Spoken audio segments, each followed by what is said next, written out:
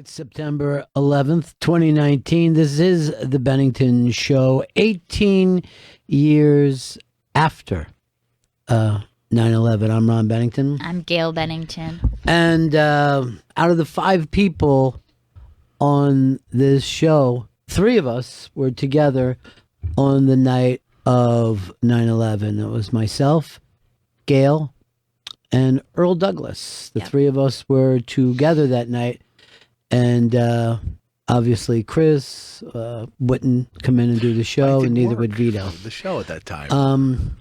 Some people aren't second responders. Some people are. So here we are, 18 years after the fact. The terrible attack on New York that changed things in ways that we never thought that it would, and didn't change things in ways that we were sure were going to change.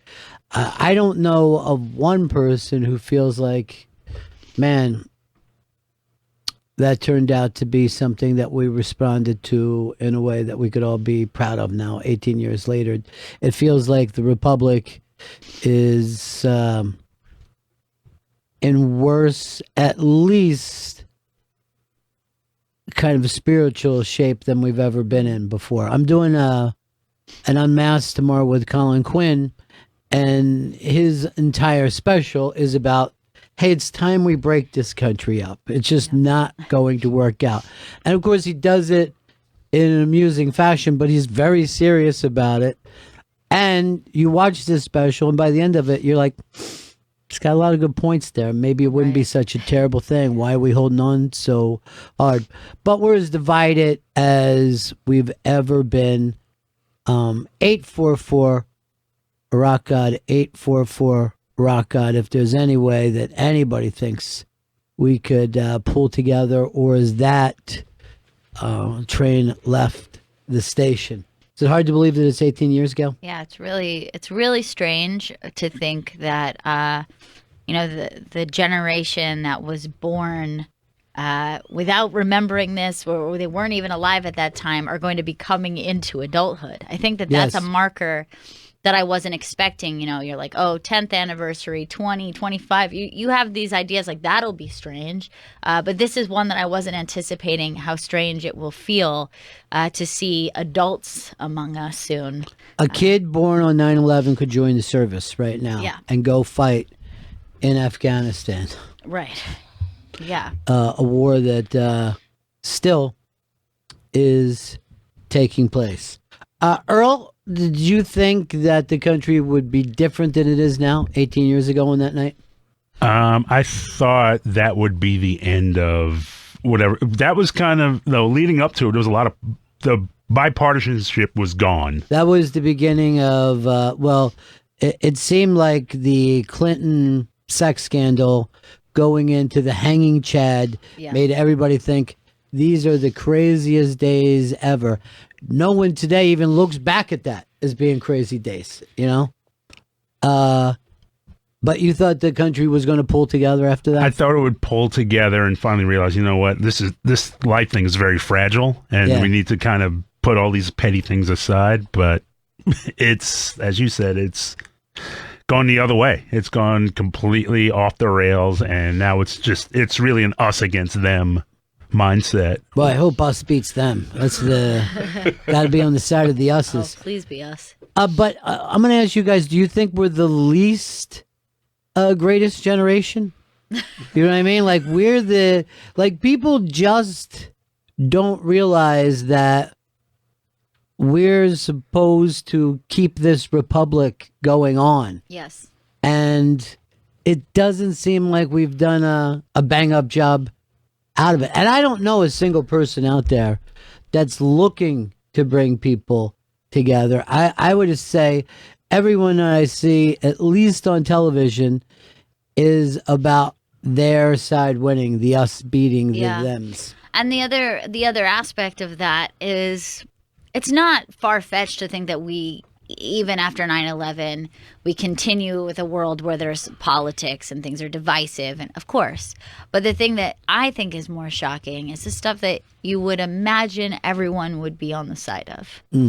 And particularly when you're talking about taking care of first responders that day, taking care of the men and women in the service when they come back here and their mental health. These are the kinds of things that you would think. That we swore we were going to do. Yeah, that this is the stuff that, okay, let's put the other stuff aside and everyone can agree that this is important. And yet even that is a struggle and continues to be. That thing with Jon Stewart going down to Washington and battling to get those guys their money.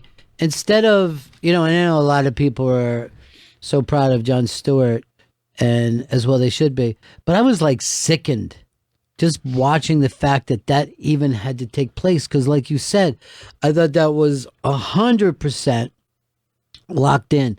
And here in New York, as I was coming in today, walking past firehouses where people are showing up today to, I don't know, say something nice to the firemen and get their picture taken with them. And some of them are tourists and some of them are New Yorkers.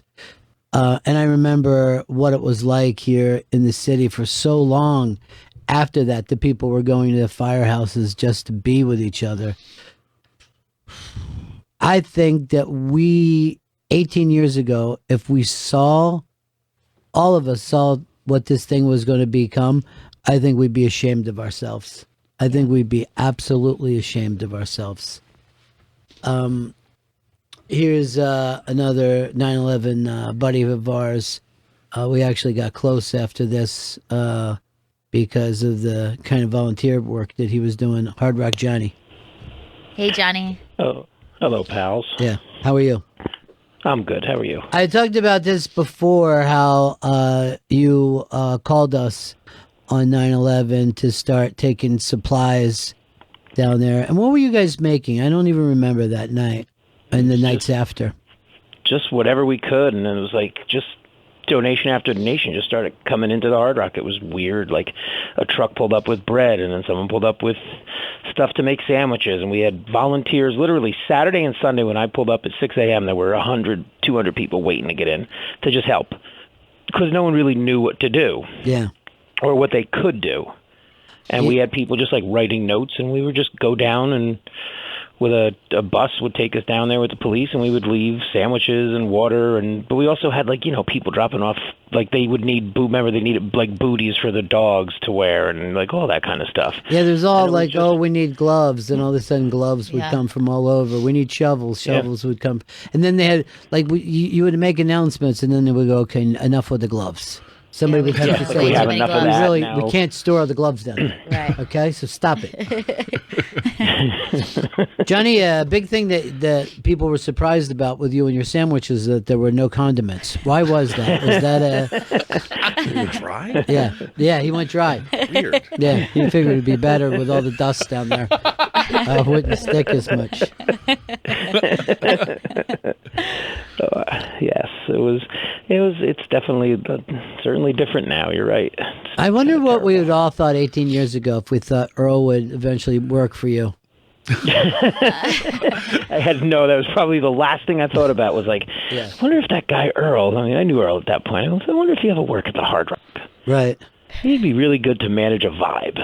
I don't think I thought of that once on September 11th or the days following it, to be honest. By the way, who was the Vibes idea? Who came up with having a vibe manager?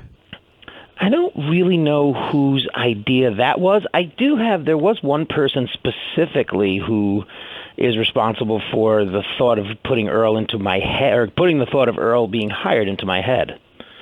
There was nobody? Earl, there is somebody. Earl, do you know who it is? That would be you. No. Someone told me that I should hire you. Oh, really? This is news to me. It is. His name is Ben, and we'll just leave it at that. Wow. That was Earl's old running buddy. Yep. Ooh. I think he said you owed him money, so he said it would be the only way he could ever get paid back was if I hired you. Wait a minute. So, you're the only guy I ever knew that owned addict money. How does that even happen? And by the way, I saw Earl on one of Earl's dates, and Ben was there, and Earl was blowing him off the entire night. Oh, really? Yeah, because Earl was like on a date and acted like Ben was fucking him up. Did you ever pay him back the money, Earl? Yes, I did. How much you owe him? I don't even remember how much I owed him, but I paid him back. How'd you pay him back? By putting the balloon up your ass? What did you do? I was not a mule. Johnny, are you disappointed in this country too? I think in a lot of ways, yeah. I think so. It's definitely not the way it was then, but I mean, I don't think you could ever hold that kind of feeling forever, but it's certainly, I would think, the total opposite of that feeling now. Yeah. Right? I mean, it's more divided than it's ever been, and it's just sucky. And you know, the never forget has almost become never remember. You know what I mean? And I get it in young people. I would understand that completely. But for the people who were, even if you were just watching television that day, and you said, "Oh, we're never going to forget. We're going to do this thing." Yeah, you forgot. Yeah. Yeah, I think too many people did, and I think a lot of people, I don't know, people misremember what they did and how it happened and what they were doing, and then they decided they need to tell everyone about all the great things they did following it, and it just, I don't know, it's just too much shit now. Yeah, it's a lot of shit. It really is. It's a lot of shit, man. Mostly shit. But maybe we misremember, like, a full positivity about the aftermath, because I remember feeling very connected to my community, but I also felt distance from people who weren't physically present too. Yeah. You know, and I also know that there was this knee-jerk racism that occurred right after. And sometimes I feel like, how could we be there now and feel that way? But that did also happen then. We started an aimless war right away. I will tell you, and this sounds like it's not a true story, but I swear to you that it is. I'm leaving my house today, and I'm in a very residential area over on the east side. And I cross the street, and I'm like, beautiful day. I think I'm going to walk in instead of taking a cab. And I walk maybe 15 yards from my building, and the cab driver pulled over on the road, gotten out of the cab, put his little mat down, and was, doing the Muslim thing. And I'm like, oh, this is an amazing thing on 9/11 to see this. And I went through every little emotion that you could have of, this is kind of great. Uh-oh, I hope this guy isn't praying because there's a bombing about to go down. You know what I mean? Like every single thing from your highest angels to your lowest angels. And then even like, hey, maybe I should get a pic of this. And I'm like, what are you doing? How fucking rude. Right. You know what I mean? And this all happened within a split second. Yeah. That there probably was like a real complex reaction that happened across the country, and it wasn't all warmth. No. But there is this thing that there's a difference between the feeling of community and wanting to take care of each other, and then like when patriotism goes wrong. That's part of it, though. You know what I mean? Like, and it's also those thoughts. Like, I'd never heard the term "turn it into glass" as much as I heard in the weeks that followed that. But that is part of it. No, that's an opinion of hey, if we want to keep this country safe, we have to do that.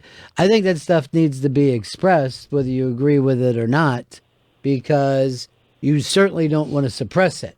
You know what I mean? Right. Like any of that stuff that isn't expressed becomes uglier and even more dangerous down the road. The secret stuff is even more dangerous. But the fact of we want to try to have peace in the world where we can't even necessarily have peace in this country, it goes to show you what a long shot it is. Yeah. And people who've wanted peace have always been called naive, bleeding heart, you name it. And And then people who want to have a strong defense have always been called, warmongers and baby killers and all that stuff. Both sides saying shit back and forth to each other. And this is where we are today. It's funny, like John Bolton just got either fired or quit yesterday. And he was one of the real hulks of that war. And if you look back about it now, it used to be in that time, 2001, you're with us or against us. Anybody speaking out against the war was considered a bad person. And now we have a president of the United States who said that was a bad war and those people were stupid for getting into it. You know what I mean? And he is on the right, not on the left. Yeah. So these opinions, they come back and forth all the time and they change constantly. Yeah. There's always a lot of Machiavellian stuff, People get in the crowd for a while and yell stuff out because that's the safe move to make there. Johnny, thank you for calling us, buddy. You always check in on 9/11. Love you, Johnny. Thanks, boys. Love you guys. Bye. Bye. Peace. Let's talk to the baby from 9/11, our own Vito Calise. Little 9/11 baby. Little 9/11 baby. He was born that day. Vito, how old were you on 9/11? Don't remember the exact age. I just remember I was in 4th grade. Well, then you were 17. 4th grade. Yeah, 4th grade. And I remember that they took all of us to the lunchroom and they were just sitting there. We were just sitting there and they were like... Eating?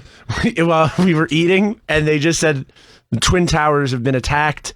We're trying to contact all of your parents now. We don't know what time they'll get here. That kind of freaked everybody else out.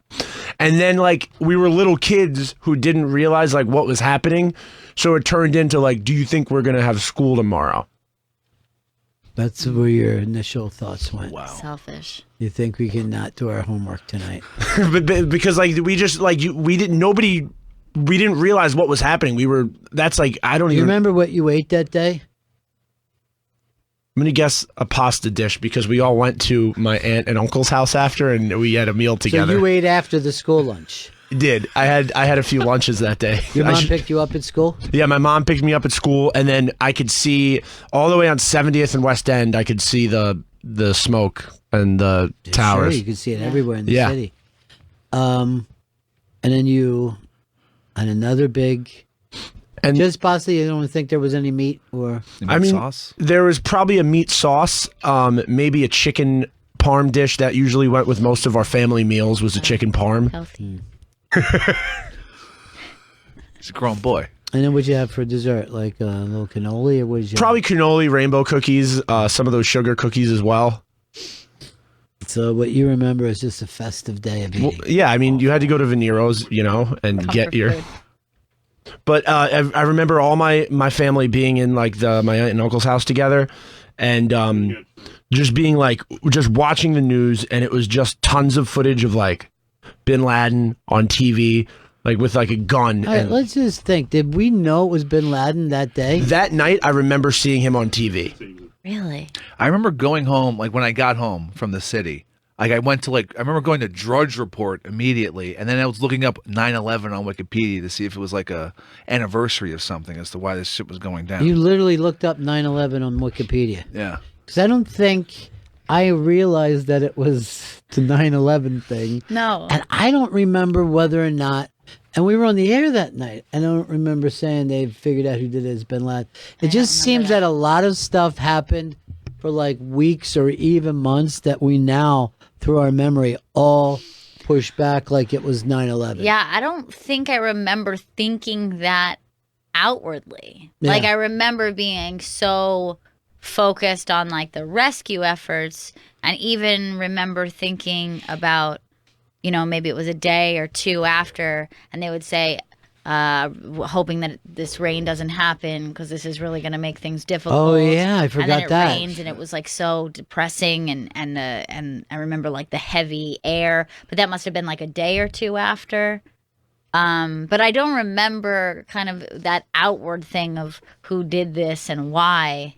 It all still felt like chaos for a long time. You know what I mean? Like Yes, it was chaos for a long time. It seemed like some sort of figure from your nightmares, not real people. Yeah. For a very long for a time. very, very long time, it felt like this can't be completely real. And I'm talking weeks after that, maybe even more. You know what I mean? Yeah. Maybe even more. Let's go to our buddy Lewis today. Lewis. Hey, Lewis. Hey, what's up, guys? Hey. Yeah, I kind of agree and disagree with what's been said. I don't think people on a personal, spiritual level have forgotten 9/11 because, like, I'm always speaking with people out of town and stuff like that, and whenever I say I'm from New York, they'll bring up 9/11 and, you know, what they were doing at that time. And I don't think anybody's forgotten, but I just think, like, when it comes to the news, and I'm not knocking the news. I watch MSNBC all the time, love the news. But I think, like, in the news and media, things have moved on and changed, and it just seems that maybe people forgot, but I don't think anybody forgot. Well, even I before, remember everything. whatever chance we had to unite has been long gone, so stuff hasn't really changed today. You know, I was seeing stuff on TV today where they're like, can you believe Trump brought up his polling numbers today or attacked this person today? You know, like, we're not a very formal nation. Right. Anymore, Right, that's true. You know, there used to be some kind of formality to what we've done. Cam wrote this, and how is it that Vito can't figure out how old he was on a specific date in history? Does he have dementia? See, that's the kind of stuff that I'm talking about, where people can't say, Yeah, you they know, can't come together. Vito's behind- not good with numbers like Yeah. other people. I mean, forget about that. It's just basic math. You know, it's 18 years ago. Yeah, but it's a December birthday, so I always get tripped up there. So you're not yet turned that age. 10.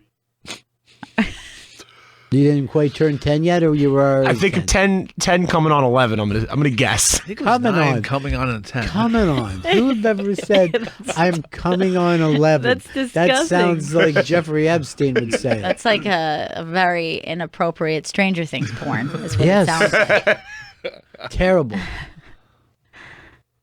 Let's go to Tommy. Tommy in Brooklyn. Hey guys, Hey.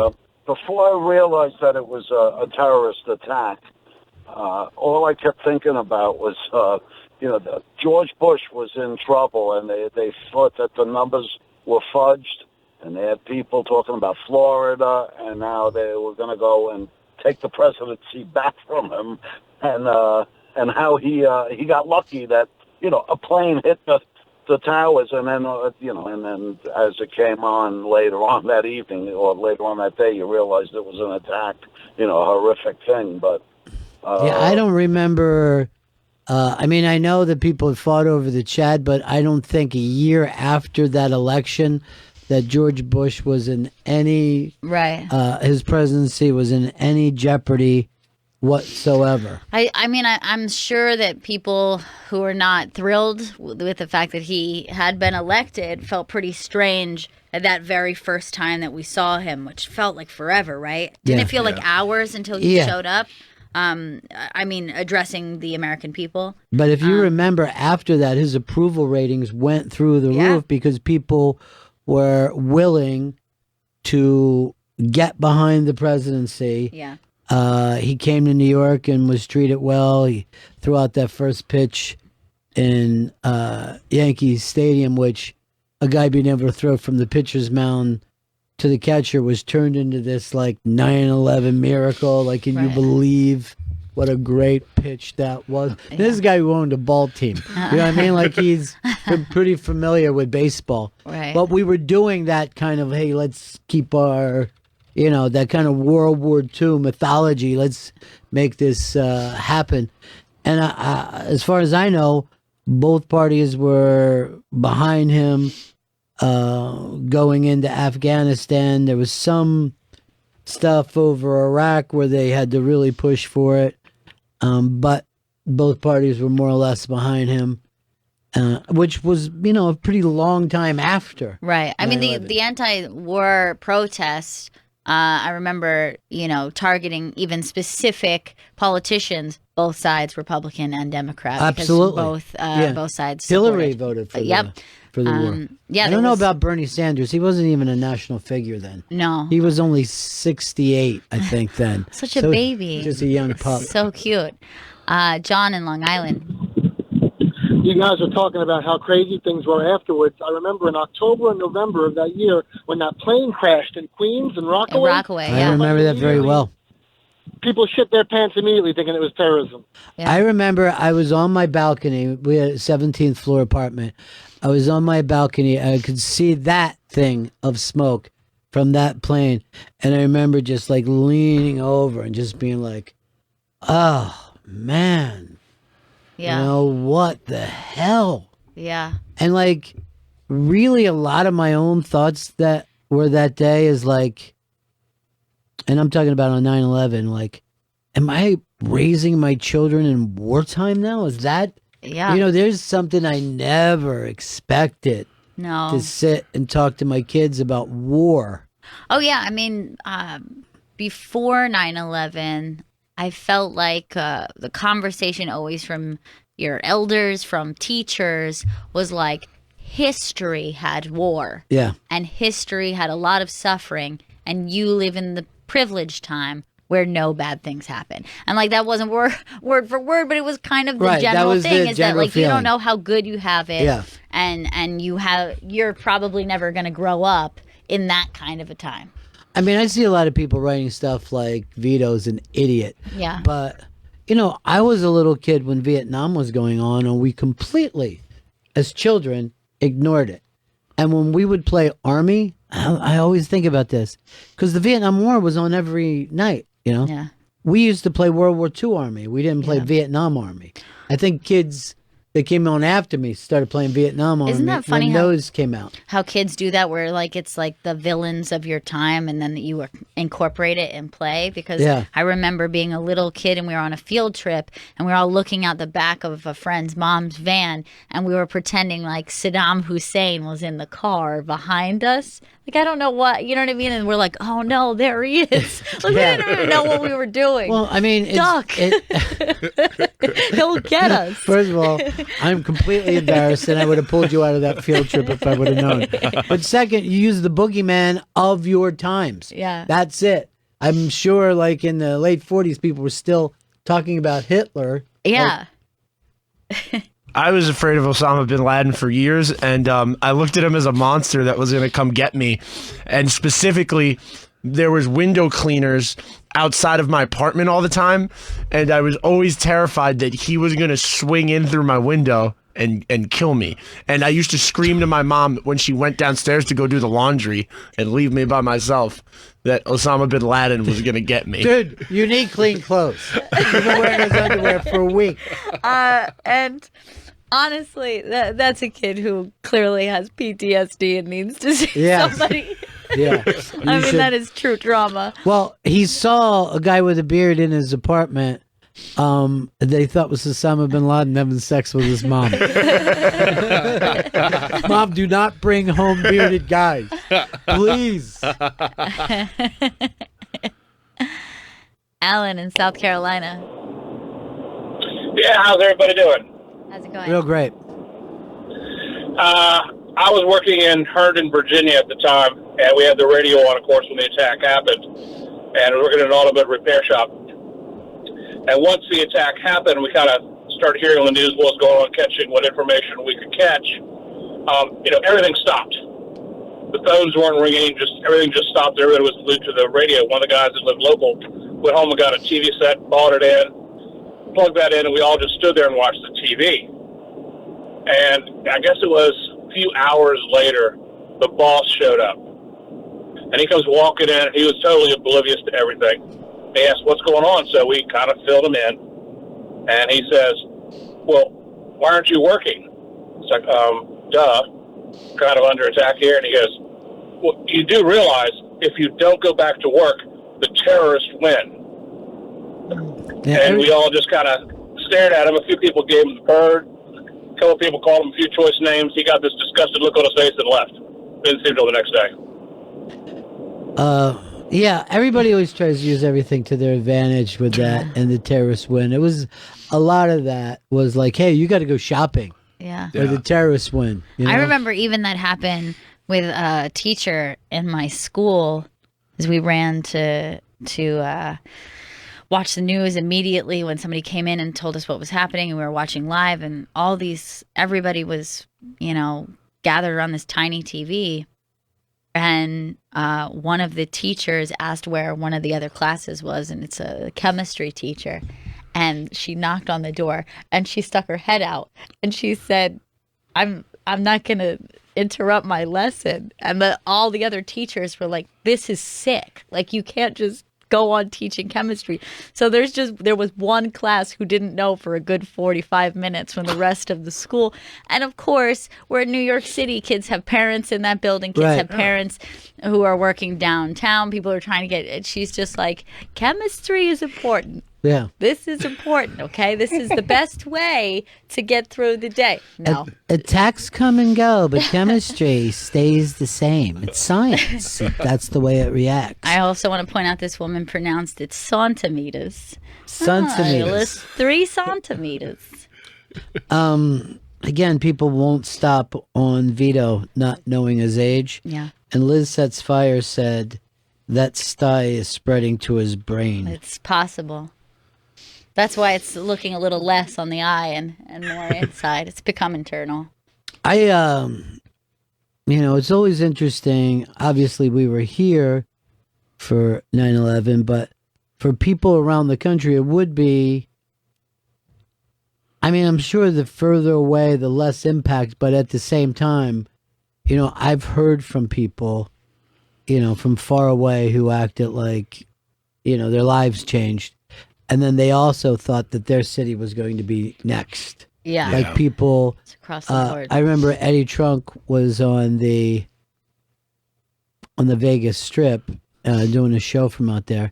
And he said he went over, opened up his shades, and he expected to see planes coming down the Vegas Strip just shooting at people. And I'm like, I don't think they had Vegas on their mind. Yeah. I think they took some security and put it around the Hollywood sign. As if, Yeah, that wasn't going to be a target. They're going to come for the Hollywood sign next. There's apparently some kind of tower in Pittsburgh that they thought, this is the biggest tower leading into the Midwest. They're going to want to come for this. It's 14 stories. I know they were very, very concerned at Disney World, and I thought that was a smart move because Disney World, those kind of things. Then later you found out that the terrorists, they weren't very sophisticated at all. They didn't have a grand plan. They just had one plan, killing themselves with airplanes using box cutters. Yeah. Doesn't take a genius. Right. To come up with that. Now you do have to have the guys that'll kill themselves. That's the hard part, I guess. Because I'd quit that organization immediately. Wait, like, has this end? Right. And then you're like, and so where do we store our parachutes? Oh, there won't be any. Right. It should be the end of the conversation right then and there. That'd be like standing next to someone famous to execute them, but shooting through your own head to get to them. I think I got the perfect way of doing this.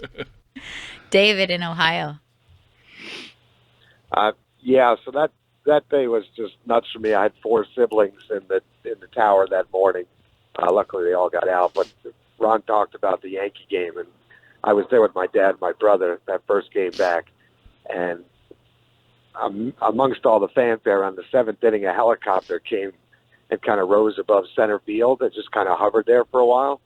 And we were sitting with a bunch of New York City firemen, and the hush and the angst that came over the crowd with that helicopter, because it wasn't, a police or any kind of marked helicopter, but it just kind of hung there for a few minutes, and you could just feel the crowd get really, really anxious and scared.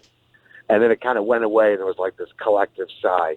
And so just things like that were so much more palpable in the couple of weeks, including being in Nantucket the day they first lifted the air ban and seeing the first airplane in like 2 weeks come over Nantucket Island, and just like, oh shit, a plane. I know. just so many That's things so were true. I just so- forgot about that. Yeah. And people were like, when are we going to start flying planes again? And you're like, what? Flying planes? Like, is it? Yeah, we should have never. Yeah, it was we such should have never flown planes. Yeah. More ships. Why did Yeah. we ever have planes? We don't need them. Yeah. Yeah, I can remember when they said that they'd grounded all flights. And I remember turning to someone next to me and being like, has that ever happened? Like, and they're, no, of course not. I mean, it was so insane and so hard to imagine that every plane that we had in the sky had to come down. It was such a weird thought. Yeah, and I remember, being a dad, and you guys would ask me questions, and I would, I'd have to say, dude, I don't really know what's next. This has never happened before. Yeah. Like, you guys would be like, what will they do about this? And I'm like, it's a great question, But after that, to suddenly see military stop points before you got on the bridges. I'd never seen anything like this in my life. Yeah. Military lined up. Oh, yeah. Stopping your car, looking inside, and everyone go, take a look, dude. Stay on it. You're that quick. We had military in the train stations, in the subways. On your commute to school every day or work, it was weird. I remember there was military and cops making sure, like checking everyone trying to go downtown to make sure they lived there, checking IDs, not allowing anyone past, like I think 14th Street. Yeah. And then people were trying to get to bridges, tunnels, ferries, and they were like, well, I don't live down there, but that's how I have to get home. Yeah, that's how everything became dangerous after that. Yeah. And that gave you that weird Berlin type of feeling. Yeah. Because you used to watch stuff like that on TV, and you're like, I wouldn't put up with opening my jacket to let the military. I mean, this was the exact opposite of what we thought Americans would ever put up with. Yeah. And we all just went, here's my jacket's open. Look. Yeah. Just. Barry in Florida. Hey, Gail and Ron. Hey. Yeah, 9/11, I was on Paris Island, day number 5 in Marine Corps boot camp. And some drill instructors came and got us all and took us back to our squad bay. And we just sat there. And we thought it was just a training exercise. And then a couple of chaplains came and grabbed up 5 guys that were a part of our platoon, and they lost parents that day. And we had like 2 days off, and then our training totally changed from what it was before to like more hand-to-hand combat and more hot weather training, because they knew that we were, in a couple months going, over there. And I spent 2 years over there. And, it was kind of rough that day because the whole base was quiet. No helicopters, no,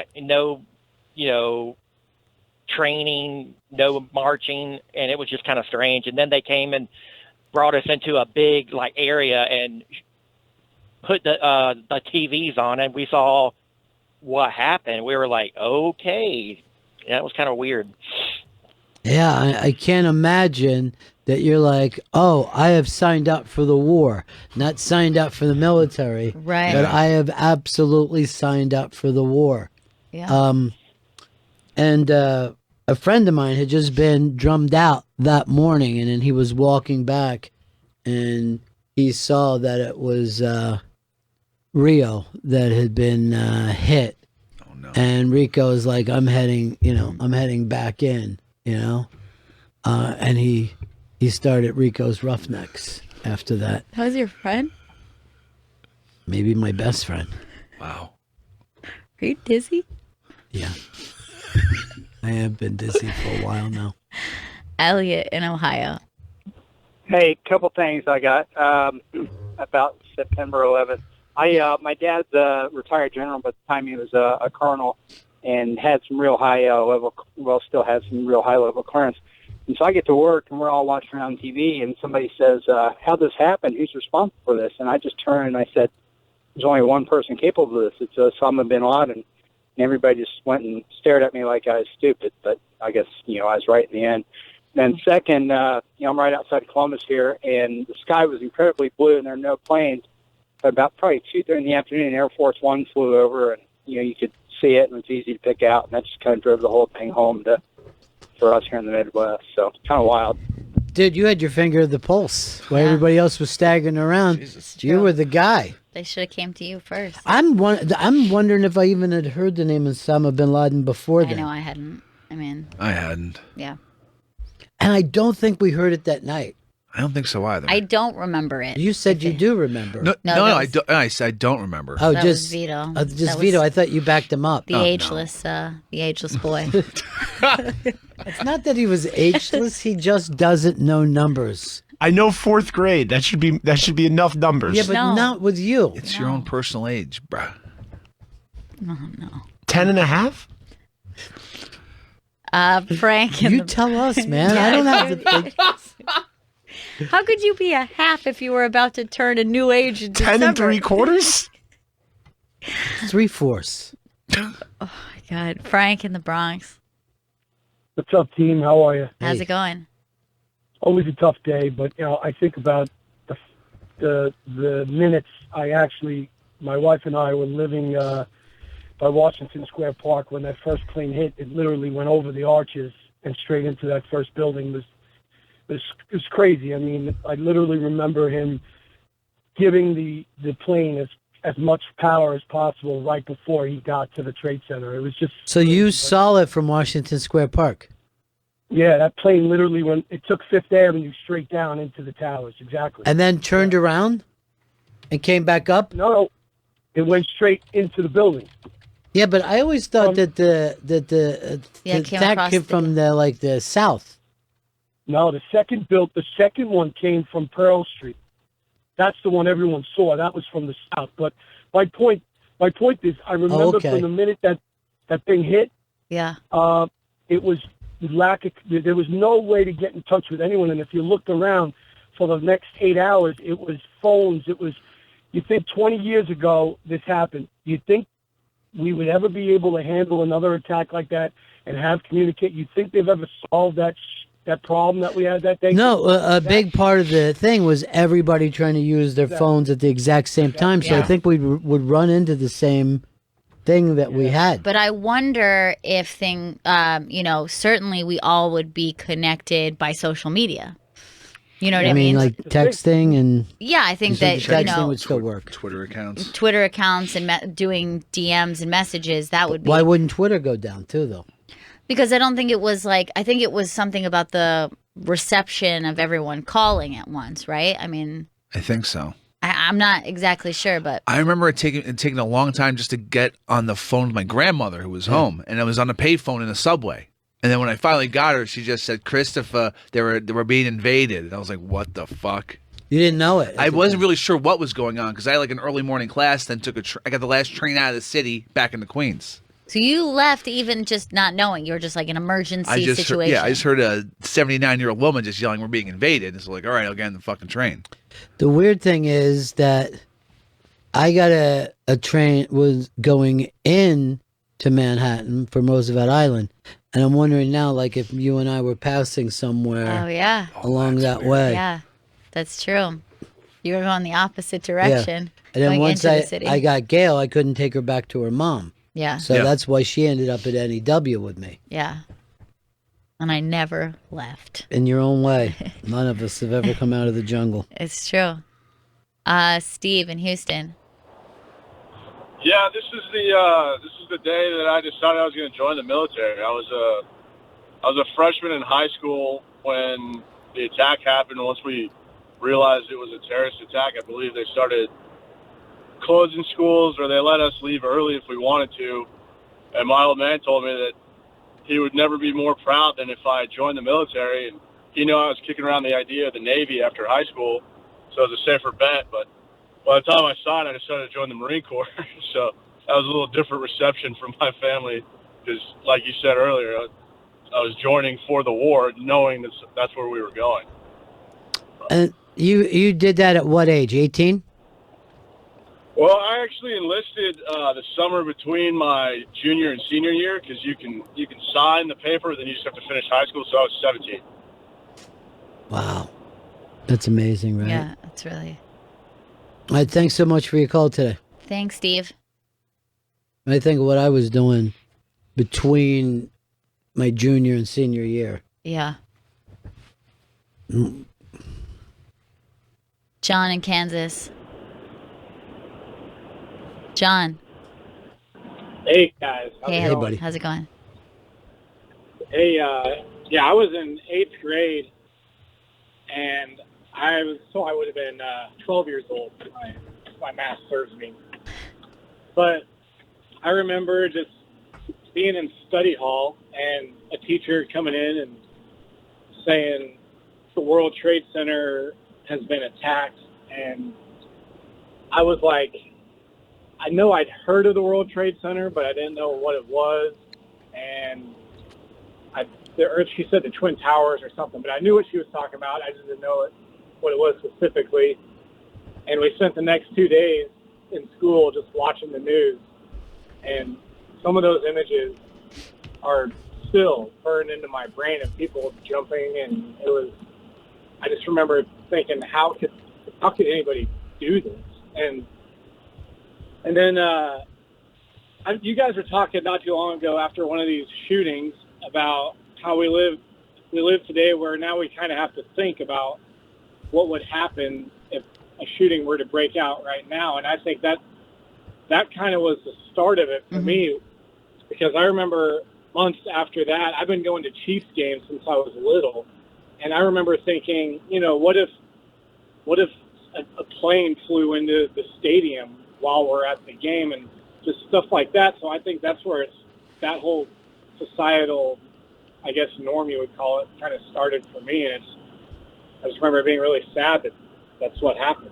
Yeah, it is completely sad that we do live with all those kind of things. Yeah, and I would say that, it probably has never left us since that day, where the idea of terrorism breaking out wherever you are, violence, something happening while you're in a crowd.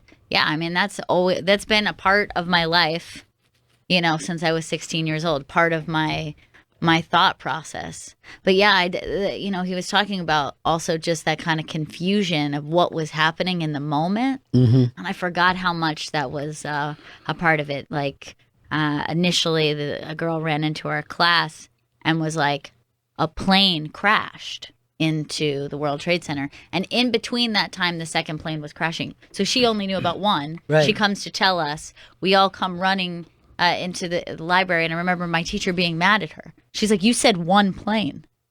She's like, well, there was one plane. Like, she was like, why would you have told us it was an accidental crash? Like, she was kind of like, why did I bring everyone in here to watch terrorism take place when we just thought it was a plane crash? I don't know. We were all like kind of nuts, and it just wasn't making any sense to us. Well, it was, and people don't remember it this way, but it was terribly confusing because I know your mom woke me up that day, and she goes, a plane hit the World Trade Center. So I came in, and we have on the Today Show, and we're watching it, and everyone's like, is this one of those planes that was, pulling the wrong ads? They shouldn't be able to come this close and all that.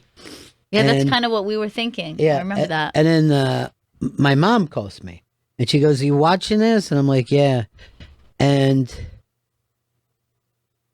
we see the explosion in the other tower, and we both go, oh my God, Jesus Christ. And we're sitting there, and we're trying to, I can't even talk about it. Ryan in Idaho. Sorry, I forgot that memory. Ryan. So I was a senior in high school when all this happened. I keep hearing these guys talk about like when they were in school and stuff. It was a little bit different as a senior because there was so much outrage that a lot of guys dropped out, got their GEDs, and ended up joining the military. But that's what you do in Idaho anyway, right? a lot of the guys hunting and fishing, they play with guns anyway all the time. But I mean, but a lot of them, like I have a few friends who joined up, and a couple that never came back. Well, I remember they were acting like, oh, there's going to be a lot of people lining up and signing up like World War II, but there wasn't a massive amount of that. They weren't looking for a lot of people at that time. It wasn't a World War II type thing. Right. I mean, the way we fought wars had already completely changed, and I guess even now is even entirely different than that. But yeah, we're almost down to, what's the smallest. I mean, it seems like a lot of what gets done is like Navy SEALs or I don't know what they call it. Special forces. And like drones. Yeah. So anyway, I'm going to finish that story. So we're on the phone and we saw the explosion in the other building and we were trying to figure out, did something explode in the one building that, got the other building to explode? And then on TV, they said, oh, all right, we have another thing to show you. So it wasn't shown live. It was right after that they had a different camera, and you just see this plane coming in and hitting the building like in slow motion. You see that shot all the time now. But we were kind of watching it live, and I'm like, yeah, Ma, I got to go. Yeah. I got to go get the kids. There was just so much panic and confusion in that time. But if you were anywhere in the general vicinity of it, wherever you were, there was just this like, how do I get to my people? Right. And it was like weird because certainly here in New York City, it was an entire city trying to get to people. Yeah. They were trying to get home. They were trying to get their kids. They were trying to find somebody who was not going to be found. It was a whole city just thinking, who is the most important person to me right now? And that puts so much into perspective that everybody has those people. Everybody has. Yeah, everybody has somebody that they love. There's no doubt. Chris had his grandmother that he was heading back to. Mm-hmm. And that's why it's kind of disappointing. I don't want to say how much we've changed, but the amount of people that are obsessed with the fact that Vito can't count backwards by 18 and come up to his fucking age. I mean, it's that simple. It's all he has to do. Have we even gotten to the bottom of it yet? I mean, he still had all this time. He knows he's not 28 and a half now. You know what I mean? So why hasn't he figured out how old he was? Sad. I'm still leaning towards 10 going towards 11. All right, 10 going towards 11, right? Yeah. Are you 18 years later, 28 going on 29? You're going to have to give me a second. How old are you now? I'm 26. Right. Going on 27. So what's 26 minus 18? 9. It is. 26 minus 18 is 9. Yeah. 2 even numbers, one subtracted the other, you come up with an odd number. All right, let me put it this way. You were 10, right? What's 10 plus 18? 38. Are you doing that on purpose, dude? 28. Okay. 28. Are you 28? No. What are you? 26. Right. So what plus 18 is 26? I know you can't do subtraction. What? 18 plus 26? What plus 18 equals 26? I'm not asking how old you are in the future. 8. So you were 8. You were 8 years old. Now we've got an answer. 8 years old, eating enough spaghetti for 3 men then. And you know what? Everyone judges him for that. You're right. Yeah. We can't get behind this young man. No. I mean, that thing that we just went through was a complete embarrassment. I want to just tell you, maybe, people forget this, but there was a lot of laughter back there, particularly off-air laughter that we all did. But one night, Fez and I are coming home, and I don't know whether it was 2 days later or 3 weeks later. Like I said, the depression, the heavy depression and sadness did not go away for a long time. I mean, there was funerals on every single block. The stories, and we got to see the faces of the firemen and the cops and any of the first responders. Their faces were on TV. We walked, and you would stop as the funeral was taking place, and you would just stand there and be respectful as their families were bringing them in and out. But one night, and me and Fez would stay on the air then for hours after we needed to, because people were just calling, but past our shifts. We weren't doing commercials. We'd stopped doing commercials in radio because they thought it was terrible now to start selling a product in the middle of this.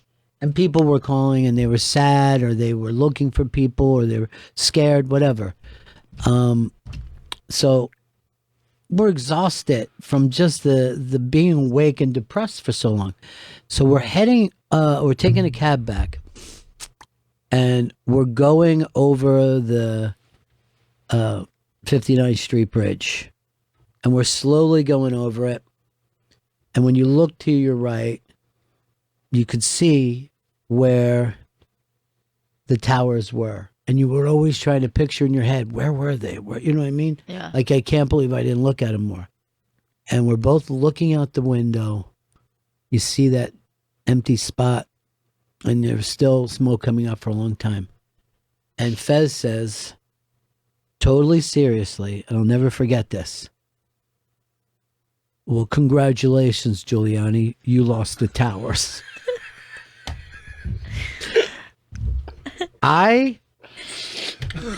It's not so much it's the funniest thing that anyone's ever said, but it's also funny that that's who you know your friend is, that he's ready to blame a mayor.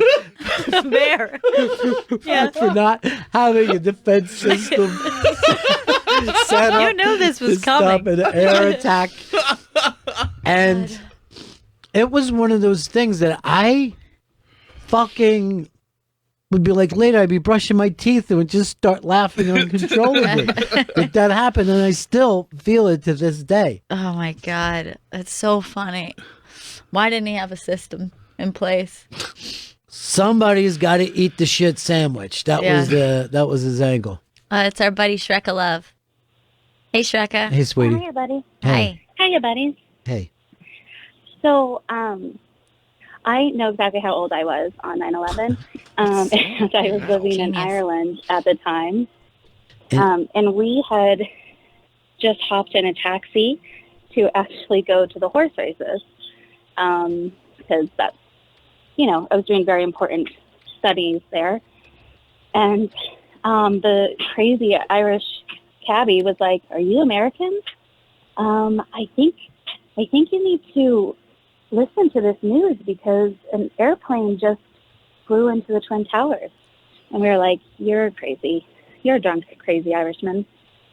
But yeah, so we were, we went ahead to the horse races, and then they had TVs there. And then that's when we kind of saw the first information. But the craziest part, I mean, that was all very an odd situation, but the craziest part was the next month even, more than that afterwards, and just being in a foreign country and never seeing, we were desperate to see Tom Brokaw or Dan Rather, right, just to have them tell us that things were going to be okay. And you couldn't just go on the internet and find that at the time, So it was crazy. And for a long time, my mom, she was like, "I don't know if you should be over there." We weren't sure if Americans should travel. I can't imagine being out of the country. I cannot imagine that. Yeah. Really strange. You must have felt further away than you've ever felt in your life. 100%. And I mean, we think about now, we take for granted how fast we can find out information. Right. And then, even though we had the internet, it just wasn't the same, and we certainly didn't have internet on our phones. I didn't even have internet in my dorm at the time. My mom was terrified. It's just kind of, I wanted to go to Oktoberfest a couple weeks later, just like, "You better tell everybody you're Canadian." Yeah, that's always a smart move for everybody, Yeah. Connie Tickles just said to me the other day, He goes, always say that you're Canadian wherever you go in the world. That's interesting. Yeah, and we would get stuck in these in the cabs with these like very, very sweet, old cab drivers, and they would just go on and on about how much they loved us and they were so compassionate and they just loved Americans so much and they would always say they loved us because Clinton had helped with the troubles and then eventually we would just get stuck in these cabs that we would just be like, no, we're Canadian. We don't care. Right. Just because it was just a terrible thing. But at the time, you're like, I don't want to talk about it. Yeah, I'd do anything to stay out of a conversation with anybody. I agree with you 100%. But yeah. Thanks for sharing that. Have such a weird, it's just such a different story than everybody else. Just, I don't know, so strange. All right, we'll talk to you soon, Love you, sweetie. Shreka. Love you guys. Yeah, all of that stuff seems like maybe so ridiculous now, right? Yes. Like you look back like, oh, you can't tell people you're American, or is it a good idea for Americans to travel? It might seem strange, but pretty much every fear was on the table back then for a very long time. Even when the planes started back up, there were like 12 people on a fucking plane, New York to LA. Yeah. They were like, hey, are all the airlines going to go out of business? You know what I mean? Because they got kind of paper thin profits as it is. Right. We were just running almost empty planes everywhere because you're like, no, I'm not. I really don't need to take that trip now. Right. Like how important is it to you? And I love an empty plane. Oh, yeah. You, like put your feet up if you like. Yeah, you put your shit up, you light up a cigarette, no one's going to mind. Clint in Texas. Hey, Cuz. Hey. I was I was 15, to no subtraction. But I was in Mrs. Perez's class, and I remember we watched the second plane go in the tower, and we only had like 4 classes a day. So we just stayed in our same class the entire day. But I remember whenever the plane went to the Pentagon, there was a girl in my class whose uncle worked at the Pentagon, and I remember she started losing it. And that's like, I think that's the only, like, that's the moment that I kind of realized, like, oh, fuck, there's people that are in those buildings. Like, I was so disconnected from it. So the girl started. Your phone's bad, so we're going to pick this up without you. But, it's a very good point. And I don't remember when I heard that the Pentagon had been hit. I may have heard it on the street. I think I might have told you. Is that right? I think I might have told you because that was happening in between you traveling to me. Yeah. But, I talk a lot about New York City and what it felt like in that moment. But I do remember that when they said on the news that the Pentagon was hit, for some reason, that's when we all started going, oh, this is an attack. Like, it still was such chaos that we were like, but how or why would 2 planes fly into these towers? Yeah. How or why? How could it happen? Why would someone do that? It didn't really make sense. And then when they said the Pentagon was hit, we were like, oh, it's not us. This is America. America is under attack. So that was the first moment that I think we could even comprehend the scale of what was happening. Right. And that was really scary to us. Really, really scary. When the Pentagon had gotten hit, and then you heard about another plane going down. Yeah. They said in Pennsylvania, and I'm like, they attacked Pennsylvania? Right. That and was like, still... no, we think that, so you heard those things. After that point, the most shocking thing that took place is that there wasn't any more. We thought they're going to hit the country, and then what do you think is going to, is there going to be people coming in from here or there? Absolutely, yeah. Like you wouldn't, it didn't dawn on you that someone would do this and just stop. Yeah. You know what I mean? So you thought this is the beginning of the attacks. The attacks are going down. So by the time they said on TV, all right, we're going to keep an eye on this, but all the planes are down, so we're out of danger. I'm like, what? Why? Why would you? Right. This is all you got out of it was fucking killing people, but not taking Yes. over or changing things? Yeah, it didn't.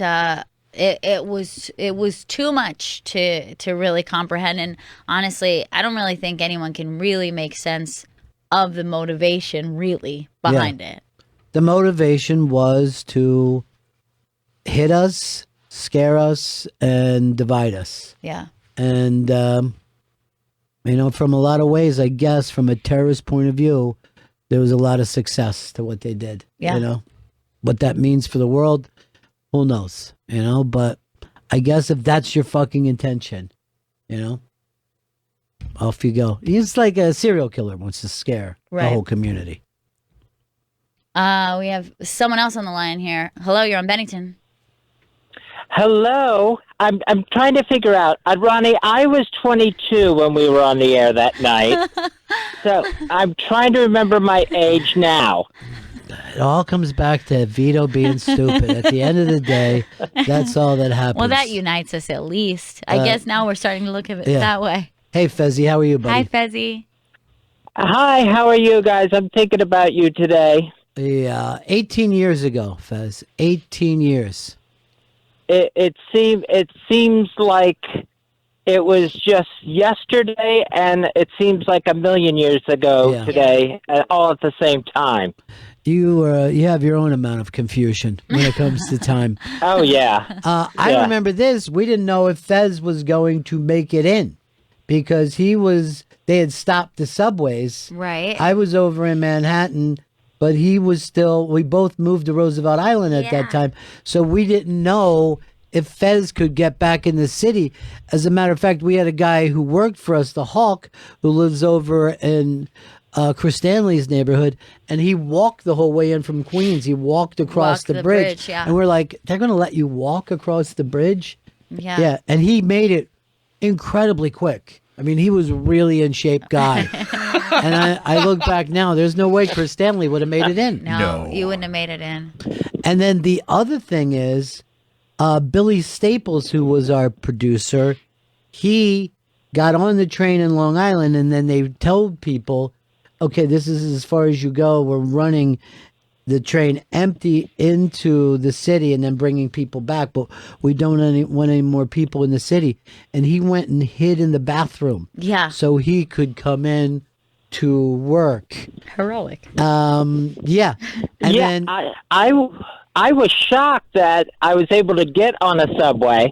I was the only one on it.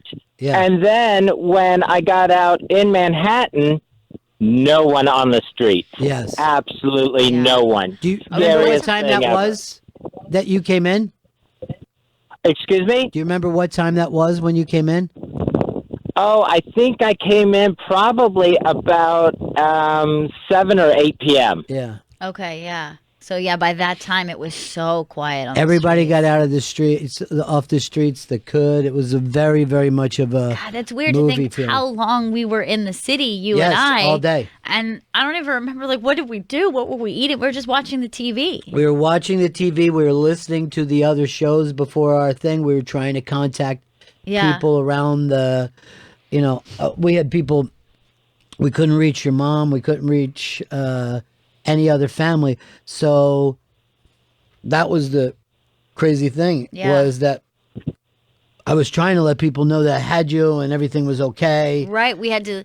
I actually remember we were able. I'm talking to my cousin Stacy at the time, who maybe was even in Hawaii. I'm not sure, but not being able to talk to my mom. There was like all this kind of weird I stuff. talked to my sister in Maryland who was able to reach reach your mom, but we couldn't. I guess there was so many trunks out in New York City that we couldn't go back and forth like that. It was, it was craziness.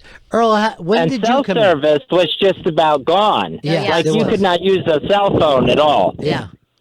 Earl. Just from the busy, not from any part of the attack. When did you come in, Earl? I think I got in about 8 because you just couldn't get out. Same time as Fez. I remember early in the day trying to get in, and I put on, I think, 1010 Wins, the news station, and they went, if you're trying to get in, don't. Nothing is coming. They didn't want going anybody anywhere. to come into the city.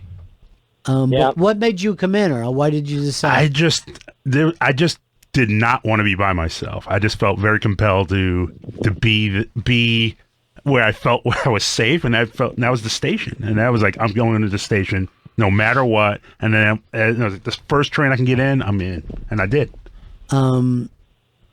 Yeah. Profiles and courage. Yeah. Yeah. I think it's fine because I think he didn't want to be by himself. Profiles and courage. We're talking with our buddy Fez Whatley. It's 18 years after 9/11, and we're talking about the fact that everybody here except for Chris Stanley, who refused to come in that day, all of us were together on 9/11. Yeah, it's weird that you didn't come in, Chris. Well, he's like he said, he wasn't working where some of us had to work. Yeah. Some of us wanted to be there. Just a student, Ron. And don't tell me that you were too young because I made it in. Yeah. I was 16 years old. I remember true. my age. Now, you were a listener then? I was a listener, yes. Yeah, which is weird too, It is weird, yeah. But the weird thing about it is that we were the shock jock station. You know what I mean? Yeah. And everybody's just like, well, what do we do now? You know what I mean? What the hell do we do? And all we really did for weeks or maybe even months was just take calls and let people talk. Yeah. It was a very, it was a chance for people to hear other people and to be heard. Do you think that it impacted your show in the long run? Yes, it changed obviously in the days and weeks and months that afterwards, but do you think that it changed the way you both did radio after that? I think whether you wanted to or not, it changed you as a person. So obviously that was going to change the way that you did radio. You know what I mean? You weren't just going to be as glib as you had been before. Yeah. Not that anyone told you not to be glib. Here's another thing I remember about that night is Jeremy Coleman came out and he's like, hey, putting some stuff out, some food for us. And I thought it was the shittiest looking plate of lunch meat and bad rolls I'd ever seen in my life. Yeah, I remember that now.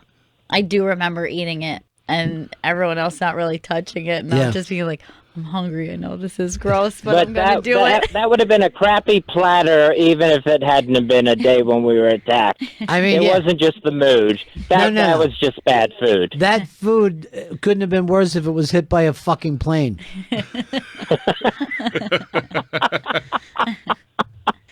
The calls we were taking, you were saying, people just wanted to vent. Oh my God, broken heart still. From so many people who called us, Ronnie, desperate to find somebody. Yeah. Just saying, if anyone has seen this person, just, you could tell people were just whatever they could do to get the word out there of who they were looking for. Yeah. Pictures that would just line the streets for so long afterwards. Oh, yeah. I forgot. Yeah, oh my gosh. The further downtown you got, the more of those flyers went up that had people's photos on them. And then, of course, Gail, at the end of her block, there was a fire station. On our block, there was a fire station. And we lost all those guys. So many of those guys were gone from both those places.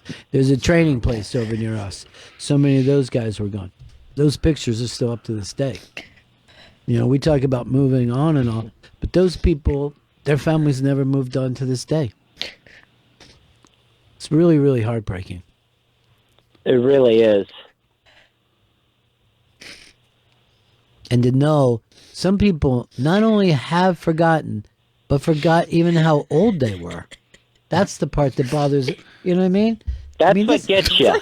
This is simple never math. forget. It's just like you forgot everything.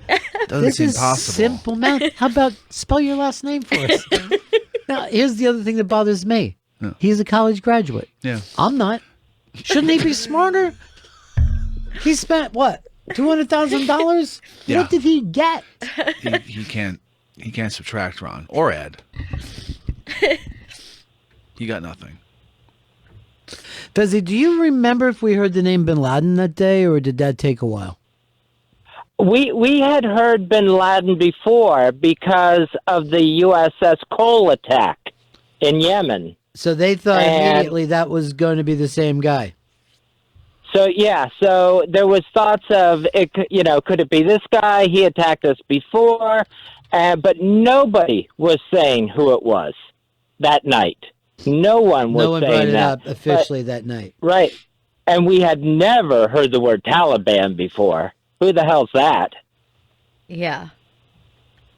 That's But true. we had heard about Osama, but he was, we didn't know if he was someone that could pull something off on that scale. Yeah. And it was weird. That flight school where they trained was Daytona, where we had lived at one point. Oh, yeah? Yep. It was all so strange. Emery Riddle. Yeah. Yeah, Riddle, that's right. Fezzy, do you think if we would have looked back then in 18 years, we'd be happy with ourselves as a society, or would we be disappointed? Oh, I think we'd be so disappointed.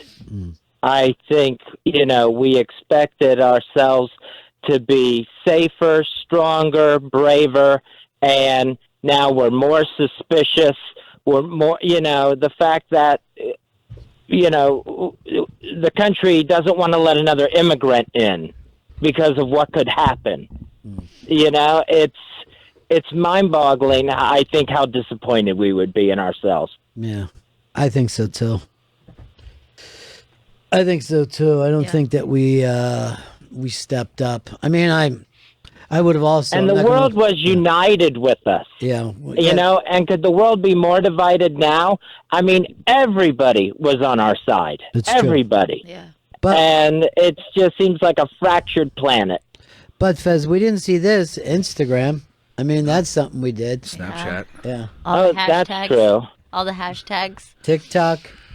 Love TikTok. Or like if you want to change your profile pic to say what you're thinking or feeling about something, to show We never support. dreamed we'd be a nation of vapors.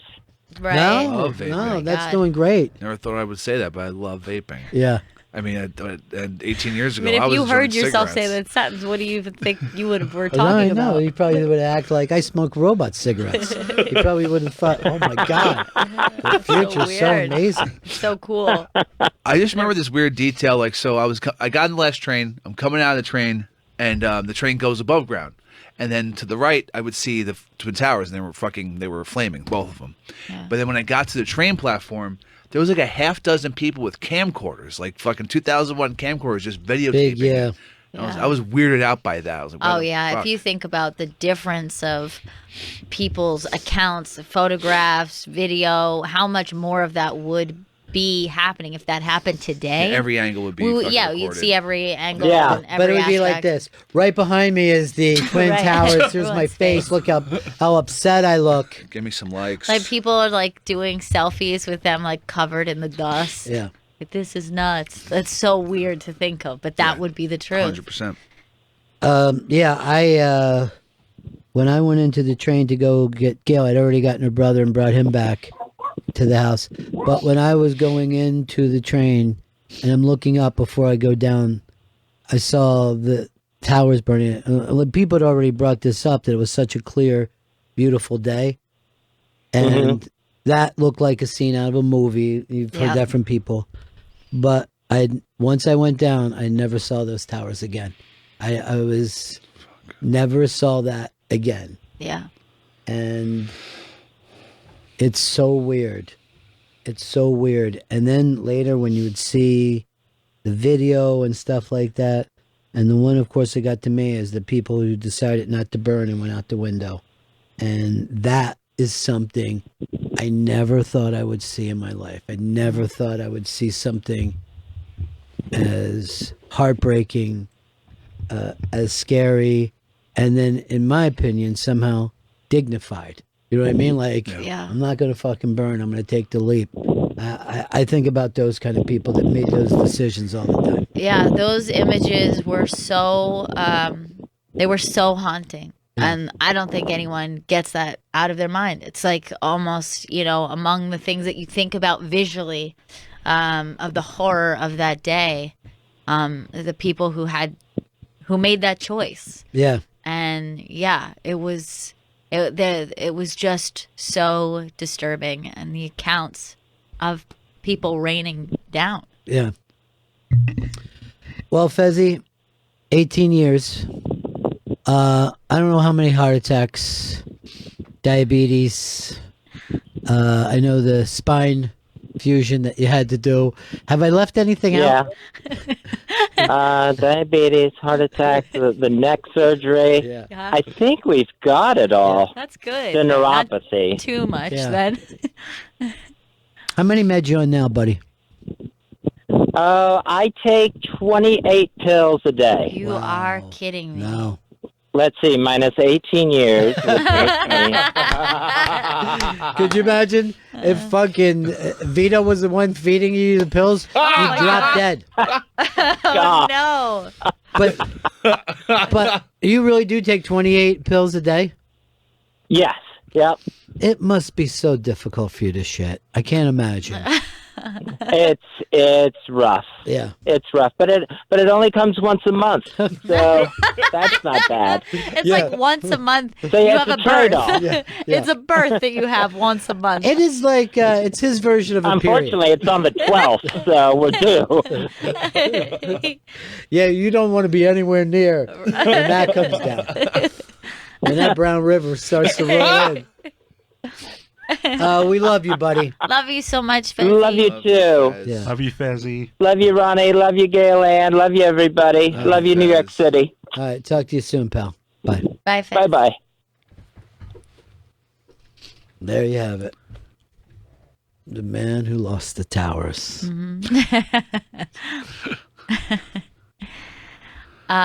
Glenn in Halifax. Wow, I follow Fezzy. You forgot MRSA, but Oh yeah, the MRSA. MRSA. Yeah. but Ronnie, for me, like I have peculiar friendships now, all this distance away from all these people that ended up in our homes. I ended up having a German family in my house for a couple of weeks after that because their planes were landed here. So these are peculiar friendships that have lasted a long time, and like kids that were kids now are being married and having their own kids. It's just a bizarre thing that it came from that event. And then the other thing for me is a friend put me on to Opie and Anthony that day, and then through that I found the Ron and Fez show. So those are the two things that I guess two positive effects that the whole thing had on me here in Eastern Canada, a long way from New York City. But watching the devastation, man, I could hardly even, we couldn't get our minds around it. We couldn't even begin to understand it. The one thing that always stands out was you saying on the radio how you were in Times Square and you could hear a sound that you didn't recognize, and it was the sound of the lights changing. And I've been to Times Square lots of times since then, and I think of that when I'm there, the noise that's there now, right? Yeah, the noise all over you the hearing city. the clicking sound of those lights, that'll stay with me forever. And thanks for today, buddy. All right, thank you. Now, Thanks, Glenn. I don't know if everybody around the country knows about this. And there literally was a Broadway play that got done just a couple years ago about it. And this tells you everything you need to know about Canada.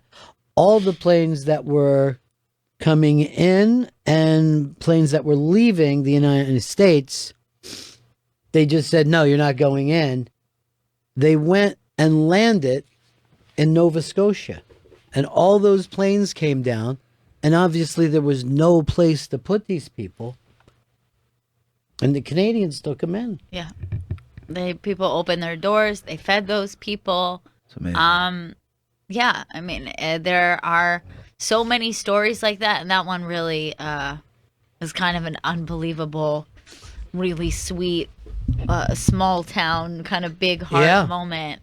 And Glenn is one of those people who took people in. Yeah. And now stays in contact with them. It's unbelievable. That's what we say. Yes, you hear about horrible things, but then there was all these other things. What did your child host always say? Yeah, you look for the helpers. As He said his mother would tell him when something bad, look for the helpers. Exactly. That was Mr. Rogers, Fred Rogers. Always when he was a child, his mother said that to him. That if there is something scary in the world that's happening, you have to pay attention to the people who rise to the occasion. That's the only thing you can focus on. And how does somebody like him think? You know, I mean, my mind does not go in that direction. Yeah. It has to be pointed out to me. Yeah, me too. You know? Yeah. And, you know, like when we were talking about everyone is looking to be with their family and that's their priority, it's crazy to think that there were people who said that treated human beings like family in that moment. Right. Right? It's just as important. That yes, my family is safe, and now I'm going to turn back around and I'm going to look to see who else needs help. So many of those stories everywhere. So many people who just took boats up to Manhattan and had people get on their boats and took them to the other side into New Jersey. People who looked out for disabled people that day. Right. I mean, there's millions and millions of people and there's millions and millions of stories. Yeah. And sometimes because of what happened here, but, you know, with the Pentagon attack, you forget how many civilians work in the Pentagon. You know what I mean? These aren't military people necessarily. They're people who are in IT or electricians or secretarial pool, but there was a lot of people in that building that day as well, and there was a lot of people who, you know, were affected all over the world because of that. Yeah. Matt in PA wants to talk about that play. Matt. Hey, Bennington. Hey. Yeah, that's I was calling about Come From Away, which is, you know, an unbelievable story. But also tonight they're having a one-time showing in theaters, select theaters, called You Are Here, which is like the documentary about them in Newfoundland. So it's just, they're doing it just today, and they're showing that documentary. And, you know, the people in Newfoundland have never had the best reputation. You know, I mean, The they're Newfies. the Yeah. Newfies are thought of as a bunch of thugs and drunks. And they were very much involved with helping those people come in and giving them all their terrible local cuisine, just inedible food. Thanks, Matt. Gino in New York. Oh, shit. Gino. Hey, buddy. Hey. Hey. You just threw me off. I never thought I'd actually get on the phone. I've been listening for years. I remember so clearly how lost I was, but then actually listening to you on the radio. I don't even remember what you were talking about. Just your voice, for some reason, took this manic ADHD kid who was all over the place and calmed me. And listening to Fez 2 minutes ago, I know we're backtracking, actually brought a tear to my eye because I miss you guys. Well, thanks for checking in today and letting us know. You know what I heard from a lot of people that day, and it's a weird thing about radio? So many people that I know said, I almost gotten into me today. Yeah. All right, here's what happened. So many people that I know said, I just turned on to hear that your voice, that you're okay, and then I turned the radio back off. Right. And I heard that so many times that I thought, man, that's pretty amazing that somebody who doesn't know you just wanted to check, make sure you're okay, and then went back to their own family. Art in Long Island. Hey, how you doing, Gail? Bye. Hey, Gail, just a quick question. I believe you're about the same age as my son, about 34? Yeah. Okay, because I remember Ronnie always used to say that you guys were little, my little kids, and then realize one day here you are on the radio. But I remember that day. I used to say that my kids were 3 and 5, and I said that for 20 years. Yeah. You did, yep, all the time. And I used to say, wait a second, how Gail on the radio? She's as old as my son. But anyway, I remember the day calling into you, we were talking about the kids, how the kids were like, they didn't know what to do. They were just somber, and It was just a weird thing. I went and picked up my kids. They were attending Catholic school at the time. And my wife was in Brooklyn, and the first thing she said, go get the kids now. And I just stopped and went and picked them up, obviously, and brought them. And then we went to my mom's house. And I remember staying there the whole day. It was crazy. Just absolutely crazy. And then listening to you guys all the time really put a calm on the whole thing. It was well worth it. I enjoyed everything that you did for us. I appreciate it. Thank you very much, buddy. Thanks, Art. Yeah, well, you brought that up before. Everybody just went for the kids as quick as you could. Yeah. You know? And I think, too, that having lived through that and having been a kid myself when it happened, it puts, it informs decisions I make about my own daughter. I think, like, hey, I want to make sure that I'm able to get to her, or I want to be able to be in contact with her. And, you know, choosing her daycare and thinking, well, I just want to make sure we can run and grab her if we need, or, you know what I mean? Like, it is weird. But yeah, absolutely. That informed me as a young person, as an adult, and now as a mom. Well, you know, you saw what happened with Chris Stanley when he couldn't reach his grandmother. Yeah. Yeah. Yeah, and then I couldn't reach my mom either. Wasn't your grandmother mad that they pulled all her stories off TV and they kept running the news? Was not happy about that. And she was quite upset. Was your mom was working in the city? Yeah, she was working in the city. How yeah. did she get home? She had to walk the bridge. She walked over. the bridge. Wow. Yeah, she was working. She was working in Midtown. So yeah, she walked the bridge from Midtown. Yeah. And I was calling her. I was calling her office. Yeah. And I was like, I couldn't get fucking touch with her, so I was freaking out. So how many hours later? It was probably 6 hours, 7 hours later or something. Can you believe that? I left a bunch of voicemails and her fucking shit. And then, so you're home. You and your grandmother are home. Yeah. And just finally, the door opens and your mom is there, and you don't know she's coming until the moment she walks through the door. Nope. Had no idea what was going on. No, it was terrible. Yeah, and so many people I know in the city. My husband's good best friend and roommate worked in the towers and was like, well, he's dead. He's dead. And didn't know that he wasn't until he walked in the door late that night.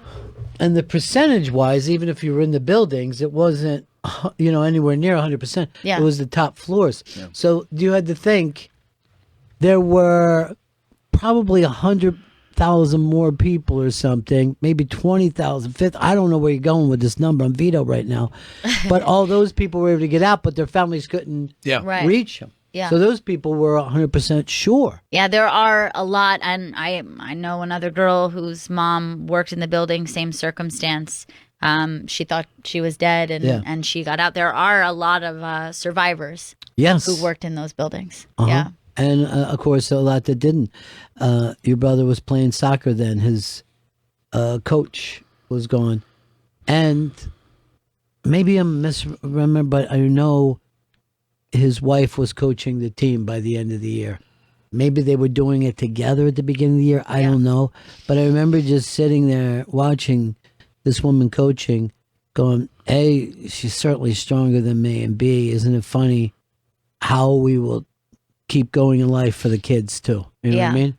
Rather than saying, look, no one gives a shit about your stupid soccer team. Right. Who cares if you beat the blue guys? All right, there's been an attack on the city. You would think people would say stuff like that, but they don't. They're like, hey, let's make sure in 2 weeks we get the team back together. And that was such a small community too. Like the woman whose husband passed away, and she had 4 or 5 kids. And I remember all of us doing the candlelight vigil, and she's standing there. She's a widow. She's a widow of 24 hours. That her husband and her kids are there, and like they're like all Irish twins, one after another, and she's sitting there, and people are coming up to her and saying they're so sorry, and then she's going like this, will you stop with the candles? Will you stop? You're going to burn your brother. Because they were like, playing with the candles. They were so little that they were trying to burn each other. And she's like, all right, nobody's getting a candle. All right, everyone give me the candles. And I'm just like, you're still just a mom. You know what I mean? Like, but she's right. Everyone's punished now because of the 2 can't take care of the kids. Nobody's going to get kids. And that always stayed with me is watching this woman now, a mom to all these kids, and her husband's not coming home. And she just still had to be their mom. and it's crazy. It's crazy to me. Brent in Canada. Hi, guys. Hey. How are you? Good. Just first thing, I miss Fez, but secondly, I just want to congratulate Ronnie on being the best dad ever, because every time you lose it, Gail, he brings it back to humor to kind of calm you down. Yeah, that's true. And I'll tell you where I was on 9/11, and I'll never forget. We were on a golf course, smoking a cigar, and then the golf cart guy came by and said, "Get off the course now." So we live about 20 minutes from Toronto, and we were so scared that it was going to hit the CN Tower. Everybody got kicked off the golf course. Well, if anyone attacks Toronto, it's going to be Quebec. I don't think there'll ever be an outside enemy. Your enemy is inside. You may be right. Yeah. All right. Thanks for calling, Brent. Thanks, Brent. Robin in Hoboken. Hey guys, I've been listening to you, Ronnie, since the NEW days, and I was there listening on 9/11. I worked for a water company in North Jersey, and we had threats right away as soon as we were in the office. I remember distinctly the state troopers coming in full tactical gear, automatic weapons, saying, "If you're non-essential personnel, out now. You've been threatened." I mean, they weren't real threats. Yeah, we knew that. But my husband at the time was, he still is. He's a dentist, and I had contacted him. I said, "Don't go to work. It's really getting bad out there." This was all North Jersey, and he said, "I just got a fax from New Jersey Dental Association. They want us on call to identify bodies, do forensic dentistry."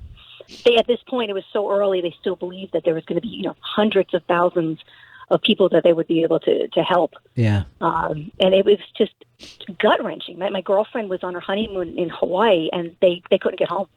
Yeah. They were supposed to fly home on 9/11, and fortunately, she was able to get through to us because we had an 800 number being, with the water company. And she said, "You're not going to believe this. We're sitting in a bar, and they're telling us, turn off the fucking TV. We don't want to see this shit. Who cares about New York City?"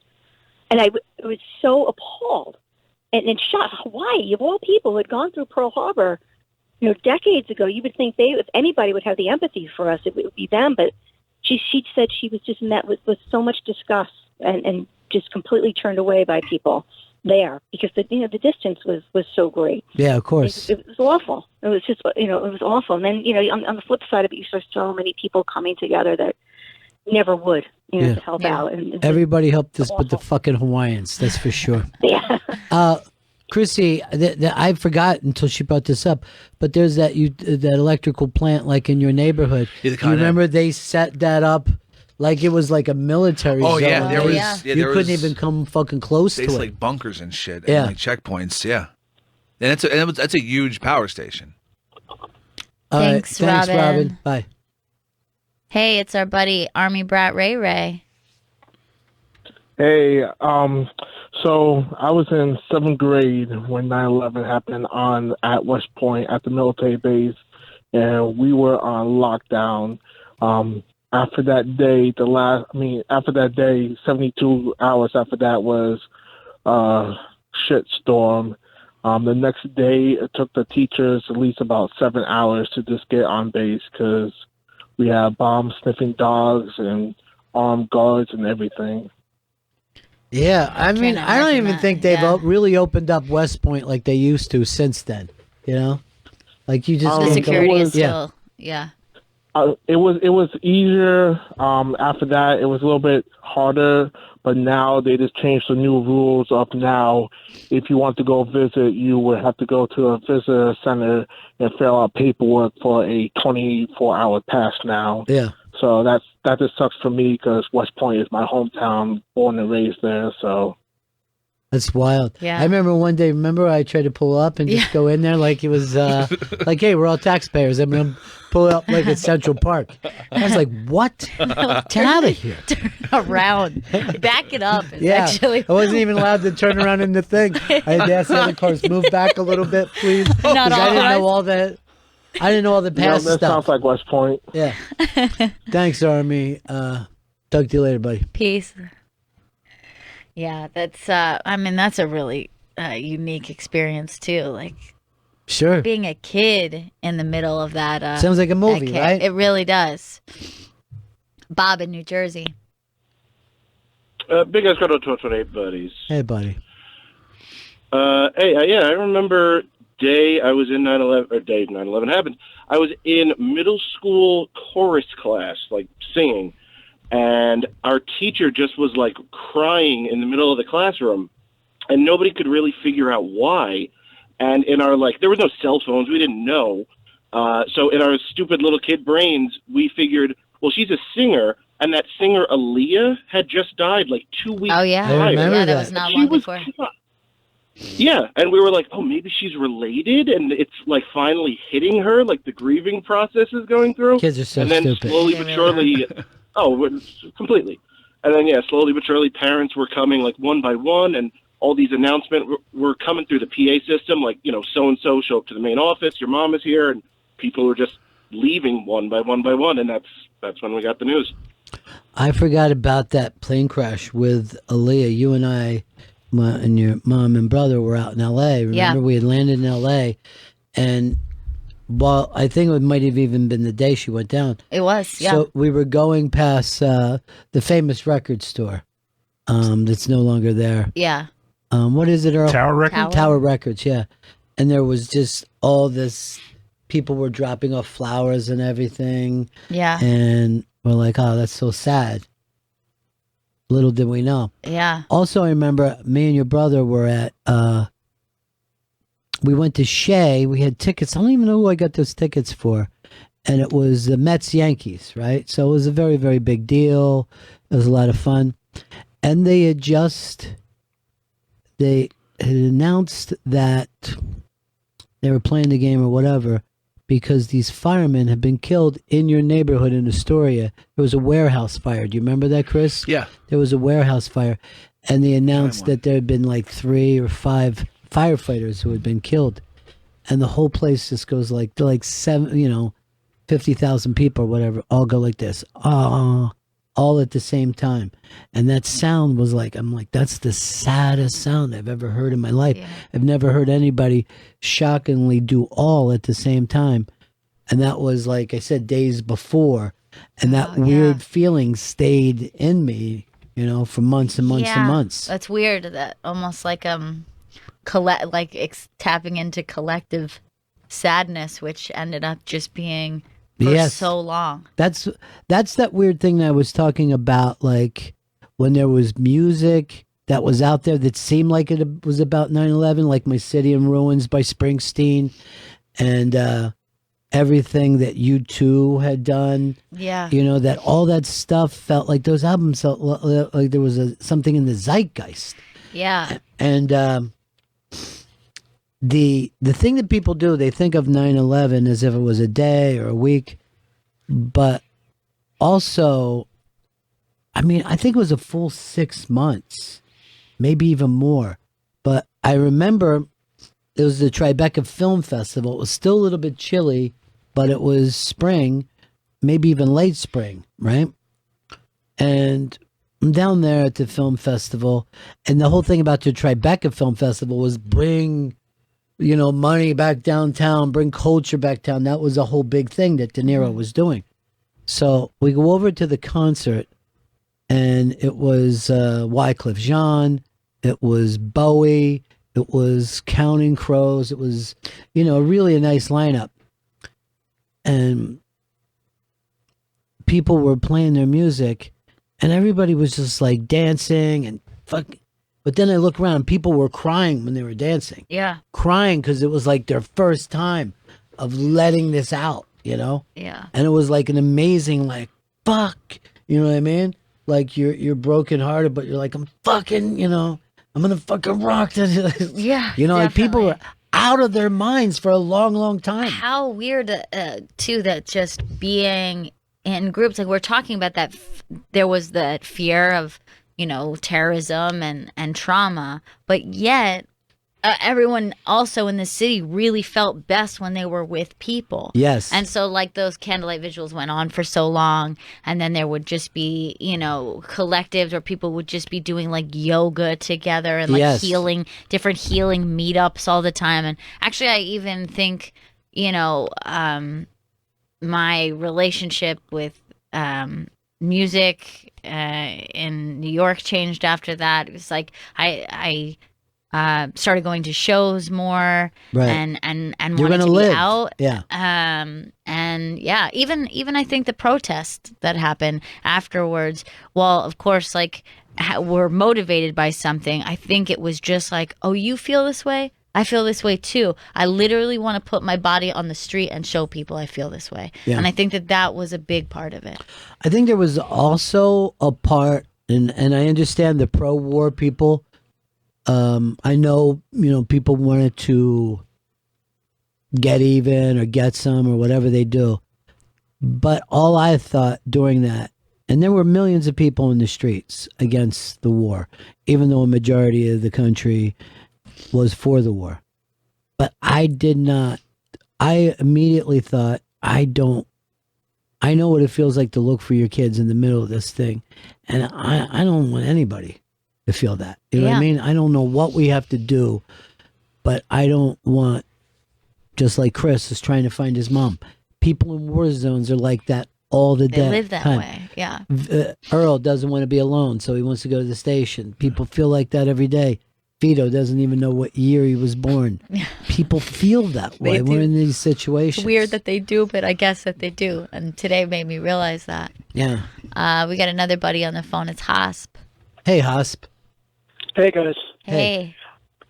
It's funny that you were talking about, like, people wanting to be together, because the first things I was doing, like, socially after 9/11 were the bar crawls that you and Fez organized. Yeah. And it's crazy because doing the math, I think it's 18 years later. Yes. Vito might be able to check it. These are some of the people that, I still turn to and talk to and have had really good relationships because of the tragedy, because of you guys. They're some of the They're still best a part of people my in the life. world. They really are.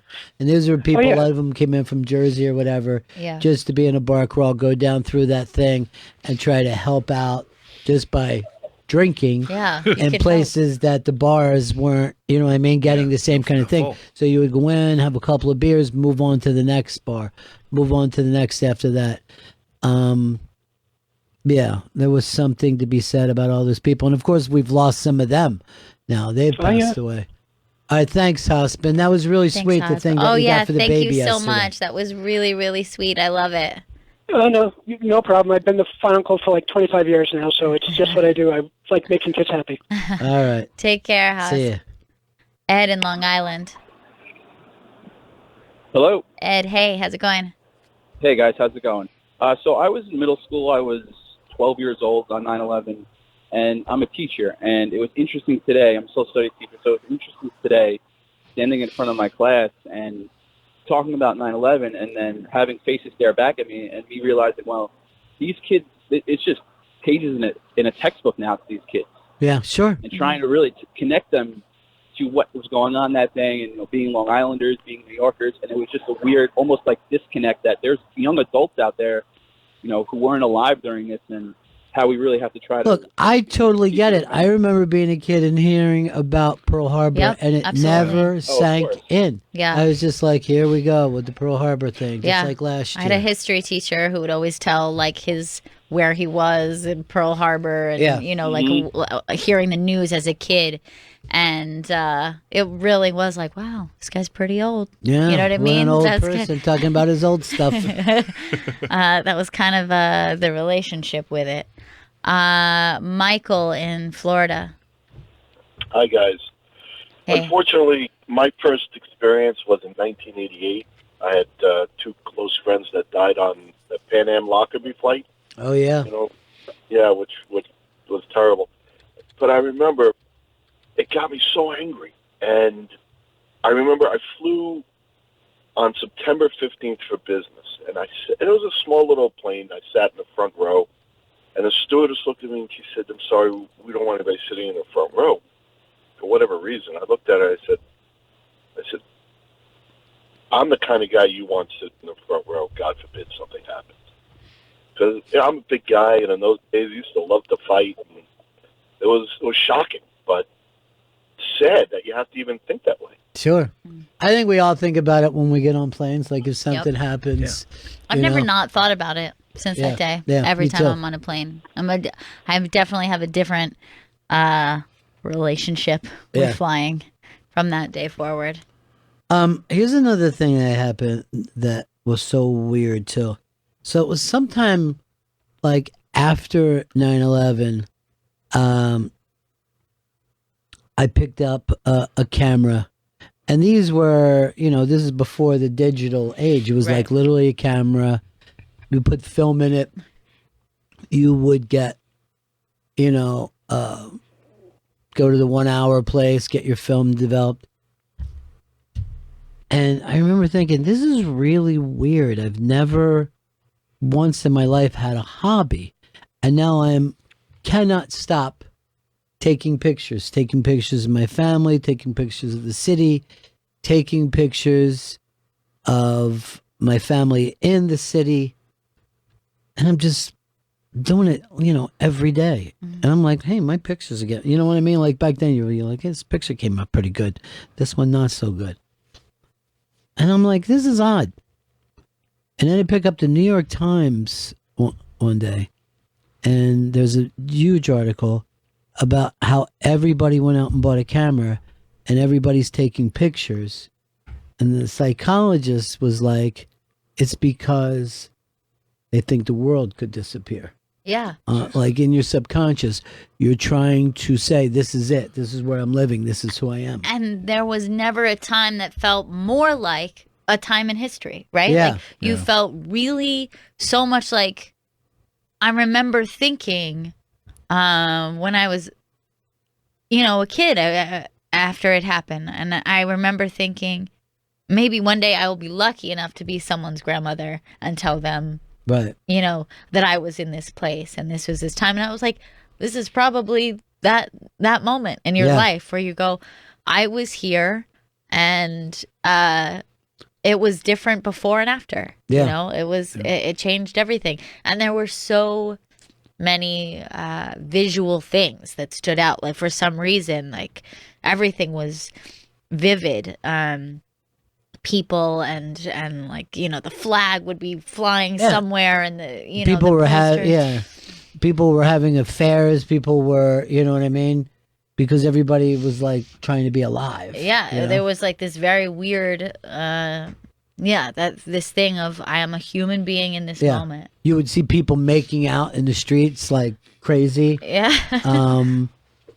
Of course, every band wanted to come in New York and play and all that kind of stuff. It was a very... That's true. Remember, every band that would come to New York, it didn't matter where they were from, this country or not, and they would just always be like, we love New York It's the City. fucking greatest city. And we're like, yeah, we are. And they're like, we fucking love you, and we hate terrorism. We're going to fucking change our ways. We're going to smoke this fucking reefer right here. You're doing it. They can never take away your fucking freedoms, motherfucker. They'll never beat rock. See, I had already lived through a period like that, what you were talking about when you were a kid, because mine was disco. And it was one of those things it didn't feel like we would ever recover from.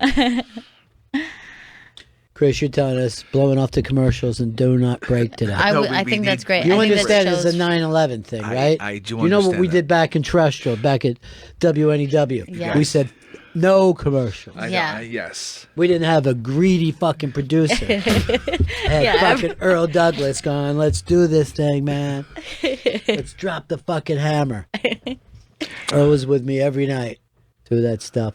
And then the producers that didn't make it in, we never left them alone about it. Yeah, that's true. The Al Dukeses of the world. Sure. But, Al, you could, he was like, but I couldn't come in. I couldn't come in. There were ways you could have hid in the bathroom of a train. Now Al Dukes, 18 years later, running a fucking ticket scam that's unbelievable. Wow. Yeah. He is greedy, huh? He got me 15 tickets to Barbara Streisand. Charged me $100 total. Do you even have 15 friends that you want to take to that? I'm taking homeless dudes.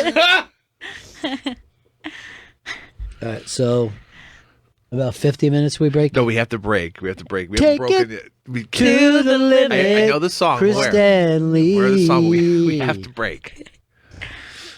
No, I'm not going to break on 9/11. You can do it if you want to. If it's your call, Chris. I mean, we have to. Bennington. Garbage. We'll be right back. Garbage. Faction Talk 103, it's the Bennington Show.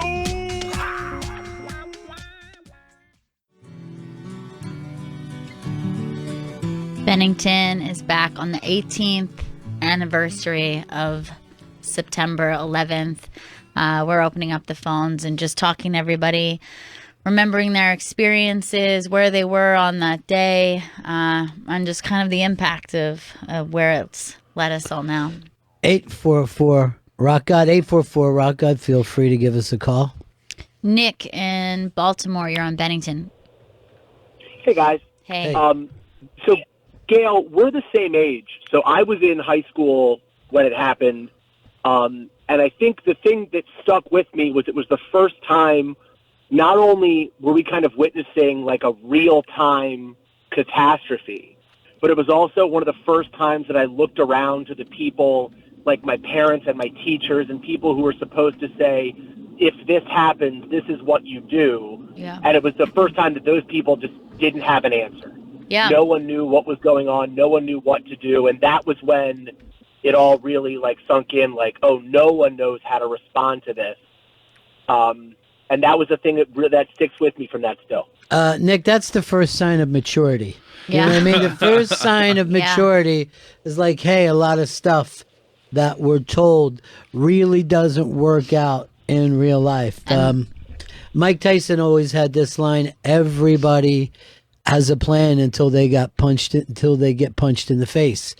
And I've had I had a guy who's a fire chief explain to me how much they train firefighters, right? And he goes, we go through these things. He goes, it's like a ballet, everybody moving together. And he goes, and then you get into an actual fire and it's chaos. You know what I mean? Oh, yeah, I'm sure. So as hard as you train, still you don't know what's going to happen when that goes down. And that was one of those times that nobody knew what was going to happen next. I always think that you should be somewhat honest about it, you know? Right. We don't know what's happening. We don't know what's have happening. A plan for this. There's no plan. But yeah, I mean, the adults, the teachers in my school, I mean, that was a place of full-on chaos and panic. And it felt like we were all on the same page. It didn't seem like they had any more answers than we did. Yeah. So we were all kind of like, so what do we do now? I remember this kid whose mother worked in the building picked up the desk and smashed it against the window. And we were all sitting there just like, yep. And the teacher was sitting next to us. She didn't hop up and go, hey, young man, that's not how we handled this. We all just went, well, that's... Yeah, we can't get a hold of her, so of course that makes sense. One guy's losing it. Yeah. No teacher jumped up to stop him or say, hey, it's okay. I'm sure she's fine. Nobody had an answer, so we all just went, okay, this is what he's going through right now, and I guess we'll just see where this goes. And there was also no benefit. There was no like even plan in action of who was bringing who, like at first, you know, like who was picking up who and who was going. They were just like, I guess you can go. I don't know. And then eventually they started to say, yeah, I guess anybody who can take a kid, take one. But remember, we couldn't get my friends out. They were like, there had to be a parent. So it was chaotic. And the adults did not have answers in that moment. No, they weren't going to. I always thought that the interesting thing about America's mayor, Rudy Giuliani, is that he never gave us one speech, like a movie speech, like, no one's going to hold New York down. It's the Big Apple. It's the biggest. You know, he was just like this. Okay, parking has changed. Tomorrow it'll be on the north side of the street. Trash pickup will take place. In the, you know, he would just do those kind of things. I got a sad spy report that just came through. And this is a guy, weirdly enough, I've been listening to all this week. Daniel Johnson passed away. Get out of Yes. here. This got sent into us from No, Cody man. Conway. He's, and you know, I mean, it's surprising that he lasted this long because he's taken almost half as many pills as Chris does. Yeah. I meant to say Fez. But it actually works either way. Yeah, it works either way. But I've been listening to his music all this week. Man, I love that dude. Yeah. I've always loved him. That's really bumming me out. Chris, can we find maybe tomorrow we'll play when Daniel Johnson did the show probably about, 10 years ago? Yeah, probably. Yeah, that's actually, it's 10 years ago. Yeah, we'll get that. Man, that's so crazy. You know, every night when I give my baby a bath, we sing a Daniel Johnson song, and we sing running water, what are you running from? Because if you think of it, his music sounds like kids' music. It is kids' it's music. like a kid's, and there's lots of little songs that I sing of his, not funeral home, but certainly to her all the time. But that one we sing every night. I remember now just what got into listening to him again because I was listening to the Modern Lovers, and reminds me of Daniel. He's very, Yeah. you know what I mean? Uh-huh. I'm in love with modern mornings. That whole thing is very, very Daniel Johnson. God, man, this just really breaks my heart. I love also, that dude. Daniel Johnson has always reminded me of Don Vito. Oh yeah, Yeah.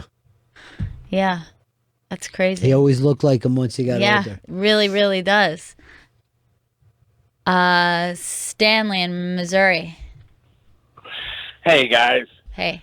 I remember on 9/11, I lived in Missouri and I was managing a restaurant at the time, and the owner called me and told us to just, close for the rest of the day and everybody go home, and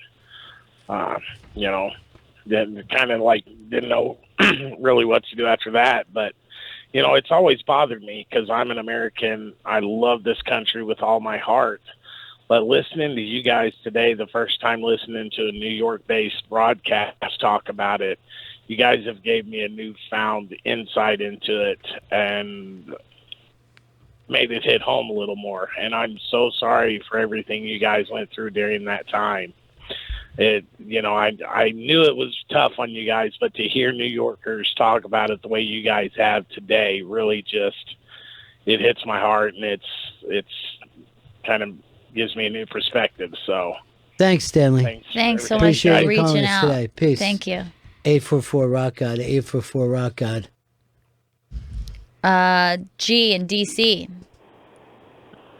Hey, I remember I was at work that day. I worked for the Transit Authority here. Yeah. And late morning, early afternoon, all these big crowds of people, because they never told us what's going on. Later on, the company said that they couldn't notify us because bombs are activated through the radio and stuff like that. But what I want to say, I remember the following day, 9/12, in the next couple of weeks, we flew an American flag in the upper left-hand corner of the buses, and everyone kept looking at me, and I'm like, what are they looking at? But then one time I could see the shadow of the bus going, during the daytime, and I could see the flag flying, and this dude put it like a thumbs up. And it was like a real good feeling of togetherness around that time. I'm sure other people felt that too. Thank you for calling us. I remember remember the fire trucks start to wear the American flag off the bus. Yeah. Back, I remember people used to applaud when the fire trucks went by, just applaud them. Yeah. As they were driving down the street. But also in that weird patriotic thing is Billy Staples brought some flag from home and put it up in the window. I mean, we were up so high as it was then, and we're like, Billy, you're not letting any sunlight in. And he was like, he's a Long Island guy, and he's like, I want to make sure that anybody who looks up here understands. And he had that whole thing going. And then he was like, we should do something about getting rid of Bill Maher. And I'm like, what? He wanted to get rid of Bill Maher, something Bill Maher had said on his show. I think they eventually fired I think he said that the terrorists were a lot of things, but they weren't cowards. Someone said it was a cowardly act, and Bill Maher was like, oh, you can say whatever you want, but, Right. you're not cowards, you're going to kill yourself, and all that. And Billy came in and was crazy, and I'm like, who gives a fuck what Bill Maher said? You see what Don't we're worry- going through? Don't worry about Bill Maher. We You got see a what lot we- on our plate. First Yeah. order of business, Bill Maher. Man, we're just trying to do our own show. I'm not looking over at Bill Maher. He was furious. And then then he had said, because one time we went to Elaine's, maybe it was a Christmas or something, and we walked by, Bill Maher was in there eating. And then he was like, that's the day I could have fucking punched him in the head. I'm like, who? Bill Maher. He's obsessed. He was obsessed. Hey, Scott in New York. Hey, what's up, guys? Daniel Johnson has a great cover of Schoolhouse Rock song, Unpack Your Adjectives. Check it out. Oh, yeah, we've all heard that. Yeah. I think I might have picked up some of his art for somebody before, too, because you could get his drawings very cheap Right. off the internet, but they spike up today. Garth in Wyoming. Hey guys, Hey. thanks for taking my call. How's it going? It's going great. My story is going to take a little bit of a turn, so I hope it doesn't seem disrespectful coming from Wyoming. Sure. That I don't have a lot of ties to New York, but during 9/11, I was a punk kid, RA, in college, studying and wrestling, beer, and girls. So when it happened, I had multiple residents from New York, so it's the first time I really had to be sentimental and understand somebody else's feelings. And shortly after that, on the 16th, that's when it shook. All the cross-country meets in the country got canceled. So the University of Wyoming cross-country team decided to go run the race anyway in Fort Collins, Colorado, and got hit by a drunk driver, and the entire team, the 8 members, got killed on the drive back. And it was just now it's always one of those days that is one of those things that foreshadows thinking about your friends, and everybody remembers where they were when the Marshall plane went down that was around for that. And it was just one of those things that I'm not even sure how many people even knew that the University of Wyoming cross-country team all got killed right after, in the wake of 9/11. Thanks a lot, Garth. Thank you, Garth. Alan in Sacramento. Hey, Benningtons, how are you today? Hey, man. So, yeah, it's a rhetorical question. So I remember vividly waking up. We were in the hotel. I was on tour with Journey and Styx at the time, and woke up, and the road manager goes, "Got your TV on?" No, I'm just to be down in the lobby in a second. He goes, "Turn your TV on."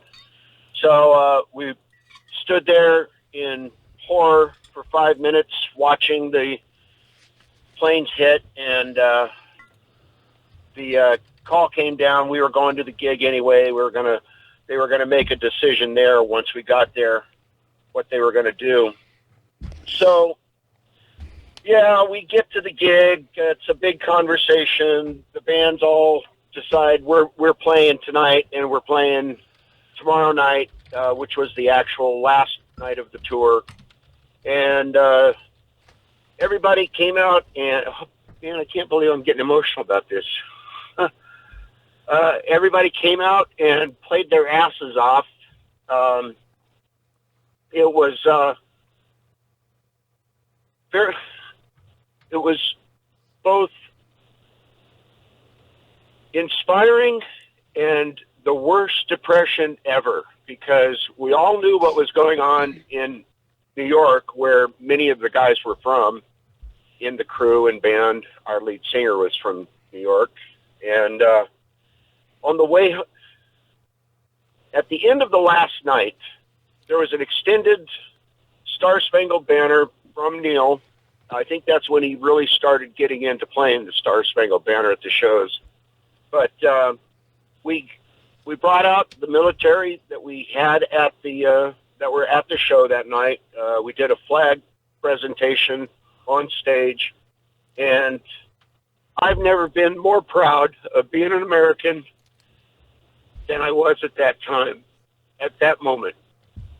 The 5 days that it took to drive home from New York to San Francisco was one of the most reflective times I've ever had on the road.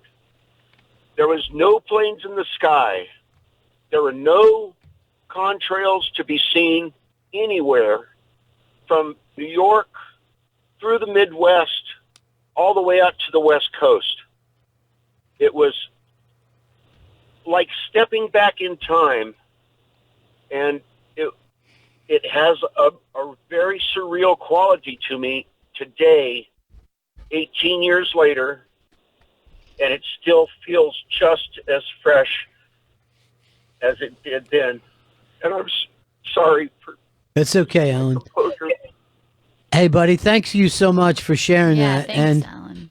I can't believe that you were there for the one concert that Journey didn't phone it in. I mean, the fact that they came out and rocked it hard means the world to me. All right, thanks so much, buddy. Thank you, Alan. Everybody's got their own connection. Yeah.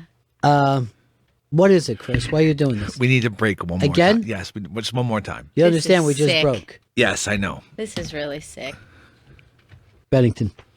We'll be right back. This is Faction Talk 103, The Bennington Show.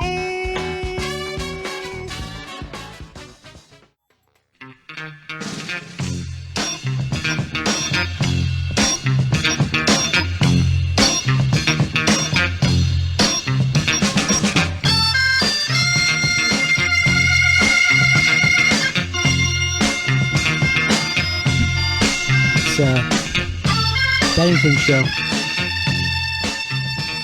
Bennington Show. This is Chris Stanley's favorite song. It reminds him of 9/11. Really weird, Chris. Do you get enough breaks in today, Chris? You get your money that you like, Mr. Wonderful? He's paid every time we take a break. I mean, There's money in his pocket. Who doesn't like money, right? Come on, how could you say something? I'll like tell that you who today? doesn't. Gandhi.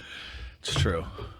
You know what song we were talking about, songs that remind you so much of that time, and I always think of, and this is so not one of the songs where it sounds like it's about it, but it's Macy Gray had just come out with an album that week, I think. Oh, It had just Sweet been Baby, that song. Sweet Baby. I love that And song. it reminds me so much of that song, and that song would just make me break. It really I thought that you weren't a fan of Macy Gray. I remember one time in the car, I tried to say to you and your brother, I love this chick. She could have been around the 70s. And your guys are like, No, eh. you're misremembering. We like the yeahs or whatever. Okay, you're misremembering what happened. What happened was I loved Macy Gray, and we were in the back seat, and I was trying to sing like Macy Gray, and my brother started making fun of me.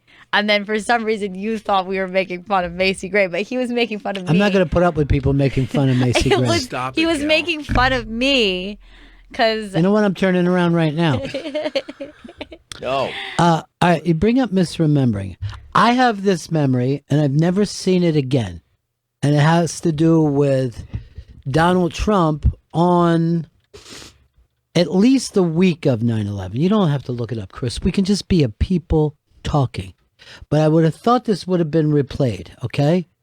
And I have this memory of turning on the morning news, and Donald Trump had his workers and like trucks and stuff like that. Yeah. And he was standing on the West Side Highway, and he was walking them down the West Side Highway to Ground Zero. And I remember that because part of me was like, well, it's a nice thing, but why is he, is he making it, thing? whatever.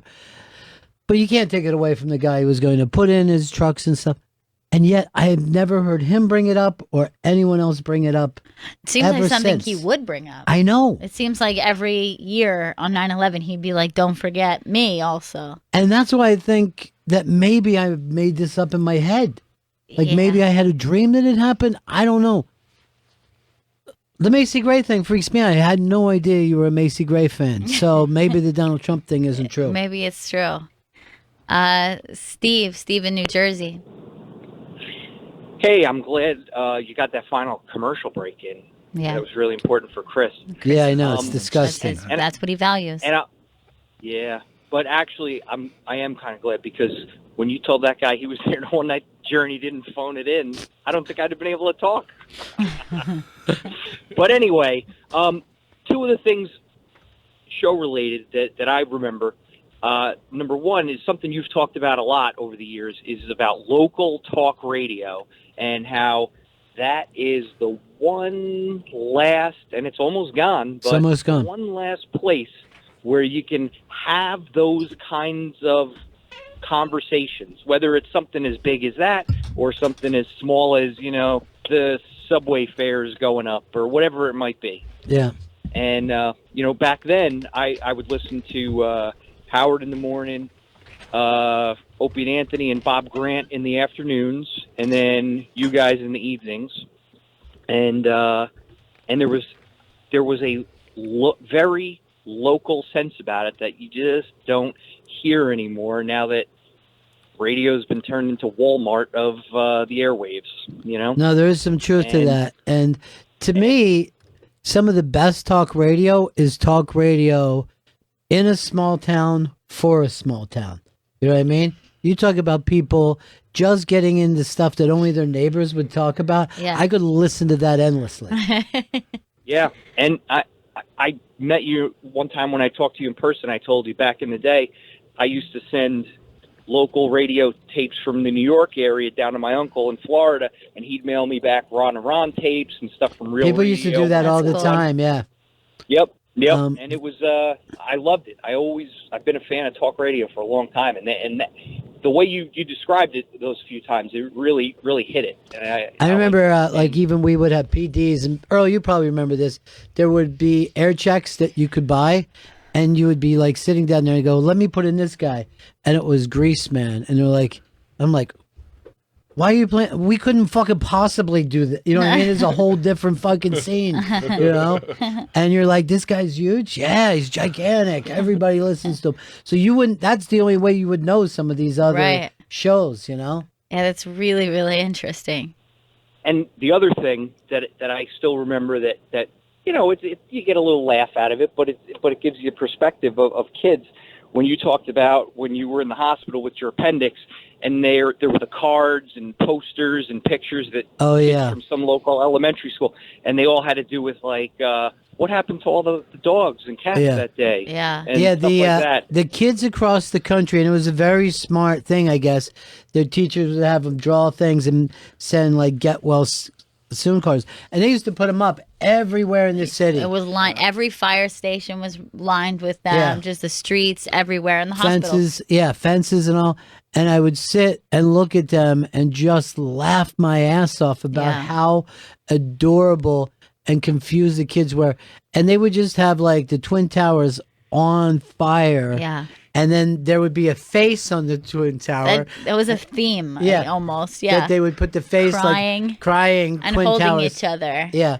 And then they would be something like, help me. Yeah. You know what I mean? Like, now, the one in particular that I think you're remembering from in the hospital was in the middle of all of those, and you see a lot of them, and they're all funny, but right smack dab in the middle, there was this one that was the image of a building, and then it said, "The bird flew into the building," and it was a bird flying into, and it's like nobody told this kid or explained it. And the thing that I thought was funny is the teacher collected all these and then still left his in there. Yeah. Like, you just be like, let's throw this one away. This kid obviously isn't able to understand what happened. I mean, at this point, he thinks it's one building, it's a bird. He's so confused. How about take 5 minutes to explain to this kid?